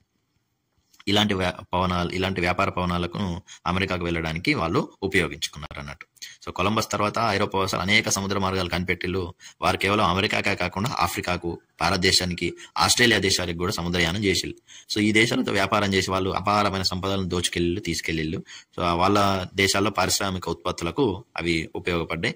పారిశ్రామిక విప్లవం అక్కడ స్టార్ట్ అయింది కాబట్టి ముడి సరుకులన్నీ అన్ని దేశాలలో ముడి సరుకులు తెచ్చి అక్కడ ఫ్యాక్టరీలలో తయారు చేసి మళ్ళీ అన్ని దేశాలలో అమ్ముకునేవాళ్ళు. కాబట్టి వాళ్ళు బాగా రిచ్ కిడ్స్ అయిపోయారు, రిచ్ కిడ్స్ గా మారిపోయారు ఐరోపా వాళ్ళు మనల్ని దోచుకొని, ఓకేనండి. సో ఇక ఆఫ్రికా ఖండం గురించి చెప్పుకుంటే ఇది ప్రపంచంలో మనకు ఆసియా ఖండం తర్వాత 2వ పెద్దది ఆఫ్రికా ఖండము. భారతదేశానికి పశ్చిమ దిశలో ఉన్నది. ప్రపంచంలో బంగారం వజ్రాలకు విపరీతమైన గనులు ఉన్నాయి ఇక్కడ ఆఫ్రికా ఖండంలో. మనిషి అసలు మొట్టమొదట పుట్టింది ఆఫ్రికా ఖండంలోనే అని అందరూ నమ్ముతారు. సో మానవ సంతతికి పుట్టినిల్లిదే ఆఫ్రికా ఖండం నుంచే మిగతా ఖండాలకు మనిషి అనే ఒక జీవి వ్యాపించింది అనేది మనందరికీ తెలుసు. ఆఫ్రికాలో విశాలమైన పీఠభూమి ఉన్నది. ఇక్కడ ఎత్తైన పర్వత శిఖరం పేరు కిలిమంజారో పర్వతం. సో ఇది టాంజానియా దేశంలో ఉన్నదండి. ఇక ఆఫ్రికా ఖండంలో ఎత్తైన పీఠభూముల్లో చాలా పొడవైన ఇరుకైన లోయలు కూడాను, విశాలమైన సరస్సులు కూడా ఉన్నాయి. సో విశాలమైన సరస్సులో ఈ విక్టోరియా సరస్సు అనేది ఒకటి మన ఆఫ్రికా ఖండంలో అతిపెద్ద సరస్సు. ఈ విక్టోరియా సరస్సు నుండే నైలు నది అనేది పుట్టింది. కాబట్టి నైలు నదిలో నిరంతరం నీరు ఉంటుంది, ఎందుకంటే విక్టోరియా సరస్సు ప్రాంతంలో అత్యధిక వర్షపాతం కురుస్తుంది. దీని దగ్గరనే కిలిమంజరో అనేది పర్వత శిఖరం ఉన్నది. ఇది టాంజానియా దేశంలో ఉంది. సో ఆఫ్రికానే చాలా వెనుకబడిన దేశాలతో ఉన్నది. ఒక్క నైలు నది మాత్రమే సహారా ఎడారి గుండా ప్రవహిస్తుంది. ఉత్తర ప్రాంతంలో సహారా ఎడారి ఉన్నది కాబట్టి వర్షపాతం చాలా తక్కువ ఉంటుంది, ఎక్కువ శాతం అంతా ఎడారి ప్రాంతమే. విక్టోరియా సరస్సు నుండి నైలు నది పుట్టింది. నైలు నది ఈజిప్ట్ అనే దేశం నుండి ప్రవహిస్తుంది. ఈజిప్ట్ ఎక్కువ భాగం ఎడారే, కానీ ఈజిప్ట్ నాగరికత చాలా ప్రాచీనమైనది. దానికి కారణం నైలు నదే. సో నైలు నది ఉన్నది కాబట్టి అక్కడ మనిషి నాగరికత అనేది ఏర్పడ్డది. ఎన్నో వేల సంవత్సరాల నుంచి నైలు నది నీరు ద్వారా ఈజిప్ట్ లో భూములన్నింటి సాగు చేస్తున్నారు. ఓకేనా. ఇక కర్కట రేఖ మకర రేఖ మధ్య ఉన్నది కాబట్టి ఈ ప్రదేశం అంతా చాలా వేడిగా ఉంటుంది. దీని ఉష్ణమండల ప్రాంతం అనేది మనందరికీ తెలుసు. కర్కట రేఖ మకర రేఖకు మధ్యలోనే ఎక్కువ ప్రదేశం ఉన్నది. చూడండి, కర్కట రేఖకు మకర రేఖకు మధ్యలో. సో భూమధ్య రేఖకు చుట్టుపక్కల ఉన్న ప్రాంతం అంతా ఉష్ణమండల. వీటిని అయన రేఖలు అంటారు. ఉత్తరాయణం దక్షిణాయనం అంటే సూర్యుడు ప్రయాణాన్ని అయనం అంటారు. సో అయన రేఖలకు దక్షిణానికి ఉత్తరం వైపు ఉన్న ప్రాంతం అంతా వేసవికాలం శీతాకాలం ఉంటుంది. వీటిని సమశీతోష్ణ మండలాలు అంటారు. ఈ అయన రేఖలకు ఉత్తరం వైపు మరియు దక్షిణం వైపు ఉన్నాయి సమశీతోష్ణ మండలాలు అన్నట్టు. ఓకేనండి. సో మనకు తెలుసు కదా, సమశీతోష్ణ మండలం అంటారు. ఇక శీతోష్ణ పరిస్థితులు అనేటివి డిఫరెంట్ గా ఉంటాయి. అక్కడ ఉన్న వివిధ అంశాలను బేరీజు వేసుకుంటే ఇక్కడ ఇంకొక ముఖ్యమైన విషయం ఏంటిదంటే భూమధ్య రేఖను 2 సార్లు దాటుతున్నది. చూడండి ఇక్కడ కాంగో నది. సో ఇదొక పాయింటే గుర్తుపెట్టుకోండి. ఈ కాంగో నది అనేది భూమధ్య రేఖను 2 సార్లు ఖండిస్తూ ఉంటుంది, కాంగో నది. ఓకేనా, రైట్. ఇక ఆఫ్రికా ఖండం యొక్క రేఖాచిత్రంలో మనకు మధ్య వర్ష స్థాయి, అత్యధిక వర్షపాతం స్థాయి, అత్యల్ప వర్షపాత స్థాయి అనేది ఉన్నది. సో అత్యల్పం అనేది 2 ప్లేస్లో మనకు చూడవచ్చు, ఇక్కడ ఉత్తరంలో మరియు దక్షిణంలో. ఈ ఉత్తరంలో అనేది ఎక్కువ శాతం ఇదంతా సహారా ఎడారి కాబట్టి మనకు అత్యల్ప వర్షపాతం ఉంటుంది, తెలుసు కదా. ఈ మిగిలింది ఏంటిదంటే కలహారి ఎడారి. సో 2 ఎడారులునే ముఖ్యమైనవి. సో సహారా ఎడారి, అలాగే ఆఫ్రికాలో సహారా ఎడారి, కలహారి ఎడారితో పాటుగా మధ్య ఆఫ్రికాలో విశాల పత్రాలతో కూడిన వృక్షాలు. ఇక్కడ భూమధ్య రేఖకు దగ్గరగా ఉండడం వల్ల సంవత్సరం పొడవునా వర్షం కురుస్తుంది. కాబట్టి అక్కడ పెద్ద పెద్ద అడవులు అనేటి, దట్టమైన అడవులు కూడా ఉంటాయి. ఇక మిగతా ప్రాంతాల్లో గడ్డి భూములు ఉన్నాయి. వీటిని సవన్నాలు అంటారు. ఏమంటారండి? సవన్నాలు. ఇది చాలా ఇంపార్టెంట్ బిట్. సవన్నాలు అంటారు. సో ఇవి ఆఫ్రికా ఖండంలో ఉన్న గడ్డి భూములు. ఇక ఆ తర్వాత కొంత ఎత్తైన పీఠభూముల్లో మెత్తటి గడ్డి కూడా ఉంటుంది, పర్వత శ్రేణులు కూడా ఉన్నాయి. ఓకేనండి, రైట్. ఇక అత్యధిక వర్షపాతం ఉన్న ప్రాంతాలు ఏవి అంటే ఆఫ్రికాలో పశ్చిమ భాగంలో, మధ్య భాగంలో ఎక్కువ వర్షపాతం పడుతుంది. భూమధ్య రేఖ ప్రాంతంలో సంవత్సరం అంతా వర్షపాతం పడుతుంది. వీటికి ఆనుకొని చుట్టుపక్కల ఉన్న ప్రాంతంలో మధ్యస్థాయి వర్షపాతం, ఆ తర్వాత ప్రాంతంలో వాటికి ఆనుకున్న ప్రాంతంలో ఒక మాదిరి వర్షం, తక్కువ వర్షపాతం అనేది పడే ప్రాంతాలు ఉన్నాయి. ఆఫ్రికాలో సగభాగం శుష్క ప్రాంతం ఉత్తర భాగంలో. ఈ ఉత్తర భాగంలో శుష్క ప్రాంతం ఉంటుంది. ఈ ప్రాంతాన్ని సహారా ఎడారి అని పిలుస్తారు కదా. ఆ తర్వాత దక్షిణ భాగంలో ఉష్ణమండల ప్రాంతం ఉన్నది. దీనిని కలహారి ఎడారి అని పిలుస్తారు. ఆఫ్రికాలో తెగల వాళ్ళు చాలా రకాల భాషలు మాట్లాడతారు. వీరి యొక్క ప్రధాన వృత్తి జంతువులను వేటాడడం, పశుపోషణ, వ్యవసాయం చేస్తూ జీవిస్తున్నారు. ఈ పశుపోషకులు సవర్ణ గడ్డి భూముల్లో తమ జంతువులను మేపుతూ ఉంటారు. నది తీర ప్రాంతంలో, అడవి భాగం అంచులలో వ్యవసాయం చేస్తున్నారు. సముద్ర తీర ప్రాంతాల్లో ఎన్నో పట్టణాలు ఉన్నాయి, అక్కడికి వర్తకులు వచ్చి వ్యాపారాలు చేస్తుంటారు. సో బోబాబ్ చెట్టు అనేది ఒకదాన్ని ఇక్కడ ఇవ్వడం జరిగింది. సో దీన్ని బోబాబ్ చెట్టు అంటారంట. సో ఆఫ్రికాలో ఖండంలో ఉంటుంది. ఇక ఆఫ్రికా ఖండం ఉత్తర ప్రాంతాలు మాత్రమే యూరోపియన్లకు తెలుసు, తూర్పు ప్రాంతాలు మాత్రమే. అంటే చూడండి, ఇక్కడ ఆఫ్రికాను మనం ఒకసారి చూసుకున్నట్టయితే ఈ ఉత్తర ప్రాంతాలు మాత్రమే యూరోపియన్ వాళ్ళకు తెలుసు. అలాగే ఈ తూర్పు తీర ప్రాంతాలు మాత్రమే అరబ్బులకు. ఓకేనా. సో ఇది అరబ్, అలాగే భారతదేశం మనకి ఇక్కడ ఉంటుంది. సో అరబ్బులకు కానీ భారతదేశం వాళ్ళకి కానీ వర్తక వ్యాపారాలు చేస్తూ ఉండేవాళ్ళు కాబట్టి వీళ్ళకు ఈ తూర్పు తీర ప్రాంతాలు మాత్రమే తెలుసు, అరబ్బులకు ఇవి మాత్రమే తెలుసు, యూరోపియన్లకు ఈ ఉత్తర ప్రాంతాలు మాత్రమే తెలుసు. ఇక మిగతా వాళ్ళకి అసలు ఈ ఆఫ్రికా ఖండము ఈ తూర్పు తీర మరియు ఉత్తర ప్రాంతాలు కాకుండా ఇంత లోపలికి ఇంత పెద్దగా ఉంది అనేది ఎవరికీ తెలియదు.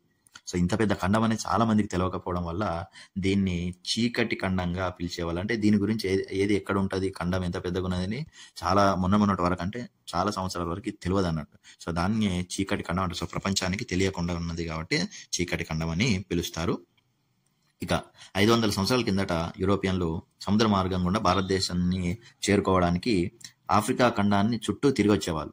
సో ఆఫ్రికా ఖండం చుట్టూ వచ్చేటప్పుడు వీళ్ళు అట్లాంటిక్ మహాసముద్రం దాటుతూ సెయింట్ మదీరా, అజోర్స్ ద్వీపాలలో ఆగేవాళ్ళు. ఈ ద్వీపాలను దాటడానికి వాళ్ళు చాలా భయపడేవాళ్ళు. ఎందుకంటే అక్కడ నీరు సలసల మసులుతూ ఉంటుంది, చాలా వేడి వాతావరణం ఉంటుందని వాళ్ళు భావించి దాటకుండా అక్కడి నుంచే వెనుతిరిగేవారు. ఎప్పుడైతే 1498లో వాస్కోడి గామా పోర్చుగీస్ వాడు, సో ఎవరైనా ఇతను పోర్చుగీస్ నుండి వచ్చిన వాస్కోడి గామా 1498వ సంవత్సరంలో ఈ దక్షిణ ఆఫ్రికా అగ్రాన్ని దాటి, దక్షిణ ప్రాంతంలోని ఆఫ్రికా అగ్రాన్ని దాటి మన భారతదేశానికి చేరుకోవడం జరిగింది. సో ఇక్కడ కేప్ ఆఫ్ గుడ్ హోప్ అనేది ఉంటుంది. ఇది దక్షిణ ప్రాంతంకు చిట్ట చివరి ప్లేస్ అన్నట్టు. సో ఇక్కడ వరకు వచ్చేవాళ్ళు యూరోపియన్లు. ఆ తర్వాత వాస్కోడి గామా దాన్ని కూడా దాటి ముందుకు వచ్చి భారతదేశానికి చేరుకున్నాడు. ఆఫ్రికా తీర ప్రాంతం, ఆఫ్రికా లోపలికి వెళ్ళేటప్పుడు ఈ యూరోపియన్లకు అక్కడి తెగవాళ్ళు అడ్డుకున్నారు. సో ఈ ఆఫ్రికా ఖండాన్ని ఎక్స్ప్లోర్ చేస్తూ యూరోపియన్లు ఆఫ్రికాను అన్వేషించడం మొదలుపెట్టారు. ఆఫ్రికా ఖండం లోపల పూర్తి భూభాగం ఎలా ఉందో తెలుసుకోవడానికి కోసం చాలా మంది యూరోపియన్లు అందరూ వెళ్ళారు. సో వీళ్ళను అక్కడ ఉన్న ఆఫ్రికాలో ఉన్న వివిధ రకాల తెగల వాళ్ళు అడ్డుకున్నారు, వారితో యుద్ధం చేసారు. కానీ ఆ ఆఫ్రికా వారిని యూరోపియన్లు మోసం చేసి వాళ్ళను ఓడించి వాళ్ళను బానిసలుగా చేసుకొని అక్కడున్న వనరులను, సంపదను దోచుకోవాలని అనుకున్నారు. అందుకని అక్కడ రాజ్యాలను స్థాపించిండ్రు. ఆ యూరోపియన్ల వాళ్ళు కాస్తంత అభివృద్ధి చెందిన వాళ్ళు, టెక్నాలజీ పరంగా కావచ్చు, వాళ్ళ దగ్గర ఆయుధాలు ఉన్నాయి. సో ఇక్కడ తెగల వాళ్ళు, ఆటవిక తెగల వాళ్ళు ఉండేవాళ్ళు. వీళ్ళందరినీ యూరోపియన్లు మరో రకంగా కూడా ఉపయోగించుకున్నారు. అక్కడ వాళ్ళ సహజ వనరులను, అక్కడ దొరికే ఖనిజాలను దోచుకోవడమే కాకుండా అక్కడున్న ప్రజలను కూడా వీళ్ళు బలవంతంగా వాళ్ళందరినీ దొరకబట్టి అక్కడున్న కొంతమంది తెగ పెద్దలను లాలూచిపడి వాళ్ళకి ఏదైనా ఇచ్చి వాళ్ళను మభ్యపెట్టి ఆ తెగ ప్రజలను తీసుకువెళ్లి, వీళ్ళు కొత్తగా అమెరికా ఖండాన్ని కనుక్కున్నారు కదా యూరోపియన్లు. సో వీళ్ళు ఇక్కడ నుండి మనుషులను తీసుకెళ్లి ఆ అమెరికా ఖండంలో ఉంచి వాళ్ళను బానిసలుగా చేసుకొని వాళ్ళతోటి వ్యవసాయం చేయించుకున్నారు, రకరకాల పనులు చేయించుకున్నారు, చిత్రహింసలకు గురి చేసేళ్ళు. అమెరికా ఖండంలో భూమి ఉన్నది కానీ దానిలో వ్యవసాయం చేసే వాళ్ళు ఎవరు లేరు. కాబట్టి యూరోపియన్లు ఏం చేసేళ్ళు, యూరోపియన్లు ఆఫ్రికాకు వచ్చి ఆఫ్రికాలో ఉన్న తెగల వాళ్ళందరినీ అమెరికాకు తరలించి అక్కడ వీళ్ళందరినీ బానిసలుగా వీళ్ళు చేసుకున్నారు. 16వ శతాబ్దంలో మనం గొర్రెల్ని, మేకల్ని, ఆవుల్ని, పశువుల్ని ఏ విధంగా అయితే వ్యాపారం చేస్తూ అమ్ముకుంటున్నామో ఆ విధంగా మనుషులను, ఆఫ్రికా ఖండంలో ఉన్న మనుషులను, ఆటవిక తెగల వాళ్ళను దొరకబట్టి బలవంతంగా వాళ్ళని తీసుకెళ్లి పనుల్లో పెట్టుకున్న వాళ్ళు యూరోపియన్లు. సో ఈ విధంగా బానిసల వర్తకం చేయడానికి అప్పుడు యూరోప్లో కొన్ని కంపెనీలు కూడా ఏర్పడినాయి అన్నట్టు. సో దాని ద్వారా వాళ్ళు అమ్ముకొని లాభాలు గడించారు యూరోపియన్లు. సో ఇంత దుర్భరమైన పరిస్థితిని ఎదుర్కొన్నారు ఆఫ్రికాలో ఉండే తెగల వాళ్ళు. సో ఈ తెగల వాళ్ళందరూ కూడా బానిసలుగా ప్రయాణం చేస్తుంటే మార్గ మధ్యలోనే చాలా మంది చనిపోయారు. ఎందుకంటే వాళ్ళకి కావాల్సిన ఎటువంటి కనీస అవసరాలను యూరోపియన్లు చూసుకునే వాళ్ళు కాదు. కనీసం వాళ్ళకి కావాల్సిన ఆహారం కానీ, మందులు కానీ, ఎటువంటి సౌకర్యాలు అనేవి ఉండకపోయేది. సో దారి మధ్యలో చాలా మంది చనిపోయారు. 16-17వ శతాబ్దంలో ఈ రకమైన బానిసల వర్తకము విపరీతంగా జరిగింది. సో దాదాపు కొన్ని లక్షల మంది అక్కడనే మరణించారు. వీళ్ళు అమెరికా దక్షిణ, ఉత్తర ప్రాంతాలు, దగ్గరలో ఉన్న ద్వీపాల్లో వీళ్ళందరినీ తీసుకొని వెళ్ళి చిత్రహింసలు చేస్తూ పనులు చేయించుకునే వాళ్ళు యూరోపియన్లు, యూరోప్ కు సంబంధించిన దేశాల వాళ్ళు. అమెరికాలో ఈ విధంగా వచ్చి బానిసలుగా వచ్చిన వాళ్ళందరినీ కూడా 1860లో వాళ్ళని కూడా స్వేచ్ఛ గల పౌరులుగా ప్రకటించేంత వరకు వాళ్ళపైన దాడులు, హింసలు, చిత్రహింసలు అనేవి కొనసాగినాయి. సో ఇప్పుడు వాళ్ళందరూ కూడా సామాన్యమైన ప్రజల్లాగా జీవిస్తూ ఉన్నారు. అది 1860లో జరిగింది. స్వేచ్ఛాయుత అమెరికా పౌరులుగా వాళ్ళని కూడా గుర్తించారు. ఇక ఆఫ్రికా ఖండాన్ని చూసుకున్నట్టయితే బ్రిటన్ మరియు ఫ్రాన్స్లు ఎక్కువ భాగాన్ని ఆక్రమించుకున్నాయి, వలస రాజ్యాలుగా ఏర్పాటు చేసుకున్నాయి. ఇక ఇక్కడ ఉన్న మరొక ముఖ్యమైన విషయం ఏంటంటే ఇథియోపియా ప్రాంతం మరియు లైబీరియా ప్రాంతము, ఇవి రెండు మాత్రమే స్వతంత్ర దేశాలుగా ఉన్నాయి అప్పటి కాలంలో. మిగతా ప్రాంతం అంతా Germany, Italy, Portuguese, Spain, Belgium, Britain, France ఇవన్నీ మిగతా ప్రాంతాలను ఆక్రమించుకొని వలస రాజ్యాలుగా చేసుకొని అక్కడున్న సహజ వనరులను దోచుకుంటూ అక్కడ ప్రజలందరినీ బానిసలుగా అమ్ముకుంటూ వీళ్ళు డబ్బులు సంపాదించారు. యూరోపియన్లు ఖనిజ సంపదలను కూడా పెద్ద ఎత్తున ఎగుమతి చేశారు. బంగారం, వజ్రాల గనులు విపరీతంగా ఉన్నాయి ఇక్కడ ఆఫ్రికా ఖండంలో. అలాగే జాంబియా, జింబాబ్వేలో రాగి దొరుకుతుంది వాళ్ళకు. ఇక టీ, కాఫీ, రబ్బరు, పొగాకు మొదలైన తోటల పెంపకం కూడా వీళ్ళే చేపట్టారు. మామూలుగా అయితే అక్కడ ఆఫ్రికాలో అడవులు ఎక్కువగా ఉన్నాయి కాబట్టి ఆ అడవుల్లోనే రకరకాల ఈ కోకో కానీ రబ్బర్ కానీ ఇటువంటి మొక్కలు అనేటివి లభించేవి. వాటిలన్నింటినీ సేకరించి తీసుకెళ్లడము కష్టంగా మారిన తర్వాత కొద్ది రోజులు సేకరించారు. ఆ తర్వాత కష్టంగా మారిన తర్వాత ఇక్కడ భూములు ఉన్నాయి కదా, వీటిలోని తోటలు పెంచేస్తే ఇక్కడున్న మనుషులని వాడుకుంటే మనం ఇక్కడ తోటల్ని పెంచుకుంటే మనం ఎక్కువ మొత్తంలో ఈ పంటలు పండించవచ్చు అని చెప్పేసి యూరోపియన్ కంపెనీల వాళ్ళు అక్కడి మనుషులని వాళ్ళనే కూలీలుగా పెట్టుకొని తక్కువ జీతాలు ఇస్తూ వాళ్ళ కంపెనీలకు కావాల్సిన ముడి సరుకులన్నింటినీ ఉత్పత్తి చేయించుకొని ఈ సరుకులన్నింటినీ యూరోపియన్ దేశాలకు ఎగుమతి చేసుకునేవాళ్ళు. సో నైజీరియాలో పామ్ ఆయిల్ కానీ, చాక్లెట్లు తయారు చేసే కోకో, సో కోకో అనేది చాక్లెట్ల తయారీకి ఉపయోగపడుతుంది. ఇది నైజీరియాలో ఈ పంట పండుతుంది. సో కోకో కానీ, పామ్ ఆయిల్ కానీ, అలాగే ఇంకా ఏంటి రబ్బరు, సో ఇటువంటి వాణిజ్య వ్యవసాయానికి ఉపయోగపడేవి. వీటిని బ్రిటిష్ వాళ్ళు తోటలు పెంచడాన్ని స్టార్ట్ చేసిళ్ళు. ఇక నైజీరియా ప్రజలు వ్యవసాయ కూలీలుగా ఉండేవాళ్ళు. ఇక్కడ భారతదేశంలో బ్రిటిష్ వారి కాలంలో టీ, కాఫీ తోటలు ఎలాగైతే ప్రారంభమైనాయో, సో అట్లనే నైజీరియాలో కూడా వీళ్ళను ఉపయోగించుకొని బ్రిటిష్ వాళ్ళు వ్యవసాయ ఉత్పత్తులను తమ దేశాలకి తీసుకువెళ్లేవాళ్ళు. 1960 వరకు నైజీరియాకు స్వతంత్రమే రాలేదు. సో బ్రిటిష్ వారి ఆధీనంలోనే ఉన్నది. ఆ తర్వాత స్వతంత్రాన్ని పొంది తర్వాత ఈ వ్యాపారాలను ప్రజలు తమ ఆధీనంలోకి తీసుకోవడం జరిగింది. ఇక ఆఫ్రికా ఖండంలో చాలా దేశాలు యూరోపియన్ల చేతుల్లోనే ఉండేవి. ఆఫ్రికాలో మెల్లమెల్లగా స్వాతంత్రాలు పొందుతూ ఒక్కొక్క దేశం తమ అడవుల మీద, గనుల మీద, వ్యవసాయ ఉత్పత్తుల మీద వాళ్ళకి హక్కులు అనేటి తిరిగి లభించడం జరిగింది. ఈ బంగారం, వజ్రాలు అంటే విలువైన ఖనిజాలు బహుశా ఎక్కడా లేవు. ఈ ఖండంలో అత్యధిక ఉత్పత్తిదారు ఆఫ్రికా ఖండమే. ఖనిజ సంపద పైన నేటికి కూడా ఐరోపా కంపెనీల ఆధిపత్యం కొనసాగుతోంది. హాలండ్ లేదా డచ్ అనే దేశము నైజీరియాలో చమురు శుద్ధి కర్మాగారాలు ఏర్పాటు చేసింది. అవి ఎక్కడెక్కడ ఉన్నాయంటే హార్కోర్ట్ మరియు వారిపోర్ట్లో ఉన్నాయి. 1950లో ఖనిజ తైలాన్ని ఇప్పటికి కూడా ఎగుమతి చేస్తూ ఉన్నాయి. సో నేటికి కూడా ఈ పరిశ్రమలు దాదాపు విదేశీ కంపెనీల చేతుల్లో ఉన్నాయి. నైజీరియా ప్రభుత్వానికి ఉన్న వాటా చాలా తక్కువ. ఓకేనండి. నూతన సాంకేతిక పరిజ్ఞానంతో పెద్ద మొత్తంలో వీళ్ళకు టెక్నాలజీ ఉన్నది. అలాగే ఇక్కడ మనుషుల్ని ఉపయోగించుకునే తెలివితేటలు కూడా ఉన్నాయి. కాబట్టి ఆఫ్రికా వాళ్ళే కూలీలుగా పనిచేస్తున్నారు. యూరోపియన్ వాళ్ళు వచ్చి ఇక్కడ వ్యవసాయ ఉత్పత్తులను కానీ లేదా ఖనిజాలను, గనులను తవ్వి తీసే ఈ పెద్ద పెద్ద ఫ్యాక్టరీలను కానీ, పరిశ్రమలు కానీ ఏర్పాటు చేయడం, వాటి నుంచి వచ్చిన ముడి పదార్థాల నుంచి చమురు శుద్ధి కర్మాగారాలు కూడా ఏర్పాటు చేసి అక్కడ వాళ్ళతోనే పని చేయించుకొని ఆ తర్వాత ప్రొడక్ట్లు మాత్రం వాళ్ళు వేరే దేశాల్లో అమ్ముకుంటూ వాళ్ళు అత్యధిక లాభాలను పొందుతున్నారు అన్నట్టు. సో అట్లా ఇక్కడ పర్యావరణాన్ని నిర్లక్ష్యం చేస్తూ కూడా చాలా కంపెనీలు ఇక్కడ ప్రజలకు ఎంతో నష్టం కలిగిస్తూ యూరోపియన్ కంపెనీలు మాత్రం లాభాలు పొందుతున్నాయి. సో ఇదండి ఆఫ్రికా దోపిడీ. ఇక ఆఫ్రికా ఖండంలో ఉన్న దేశాలను మనం గమనించవచ్చు. ఇక్కడ ఉన్న దేశాల్లో చాలా దేశాలు బహుశా మీరెవరు కూడా విని ఉండరు, ఎందుకంటే ఇవేవి కూడా అభివృద్ధి చెందిన దేశాలు కాదు కాబట్టి. సో ఈజిప్ట్ గురించి మాత్రం మనం విని ఉంటాం, ఎందుకంటే ఈజిప్ట్ నాగరికత, సో ప్రాచీన కాలంలో మొట్టమొదటి నాగరికతల్లో ఖచ్చితంగా ఈజిప్ట్ కూడా ఉంటుంది. సో మనిషి మొట్టమొదట పుట్టింది ఆఫ్రికా ఖండంలోనే అని మనకు చరిత్రకారులు చెబుతారు. అలాగే ఇంకా మనకి ఇందులో తెలిసిన దేశం ఏది ఉంటుందంటే సౌత్ ఆఫ్రికా, ఎందుకంటే మనకు క్రికెట్ ఆడే దేశం కాబట్టి సౌత్ ఆఫ్రికా అనేది తెలుస్తుంది. అలాగే మన గాంధీ గారికి, మనం ఇండియన్స్కి కొంత సంబంధం ఉంది కాబట్టి దక్షిణాఫ్రికా గురించి మనకు ఇండియాకి దక్షిణాఫ్రికాకి సంబంధాలు అనేవి ఉన్నాయి. సో ఈ విధంగా ఉన్న దేశాలు.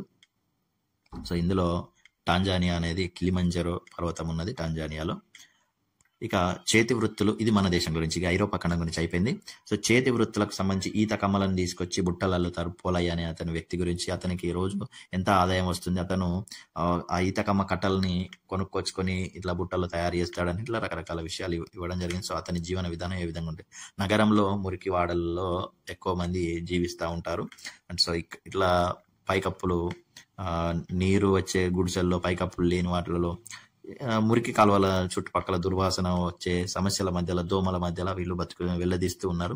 సో కాయ కష్టం చేసుకుంటారు. వీళ్ళకు రేషన్ కార్డులు ఇటువంటివి కూడా ఉండే, ఎందుకంటే వాళ్ళు ఎక్కడనో పుట్టి ఎక్కడికో వచ్చి బ్రతుకుతూ ఉంటారు. సో అటువంటి వాళ్ళకి ప్రభుత్వం సహాయం చేయాలి. బుట్టలు అల్లేవారు మన రాష్ట్రంలో ఉన్నారు. వాళ్ళను ఎరకల తెగవారు ఎక్కువగా బుట్టలు అల్లుతారు. ఎరకల స్త్రీలు సోది చెప్తారు. సోది అంటే భవిష్యత్తు గురించి తెలపడం. ఈ ఎరకల వాళ్ళ భాషలో ఎక్కువగా తెలుగు, తమిళ, కన్నడ పదాలు అనేటివి వాడతారు. సో వాళ్ళది ఒక రకమైన ఎరుకల భాష. సో మాండలికం అనేది ఎరుకల భాష. దాంట్లో తెలుగు, తమిళం, కన్నడ భాషలు సంబంధించిన పదాలు ఉంటాయి. సో ఇటువంటి వాళ్ళు నగరంలో బతుకుతున్నా కూడా వారికి కనీస సౌకర్యాలు అందడం లేదు. ఇక తెలంగాణలో ఫేమస్ పట్టు చీరలు పోచంపల్లి.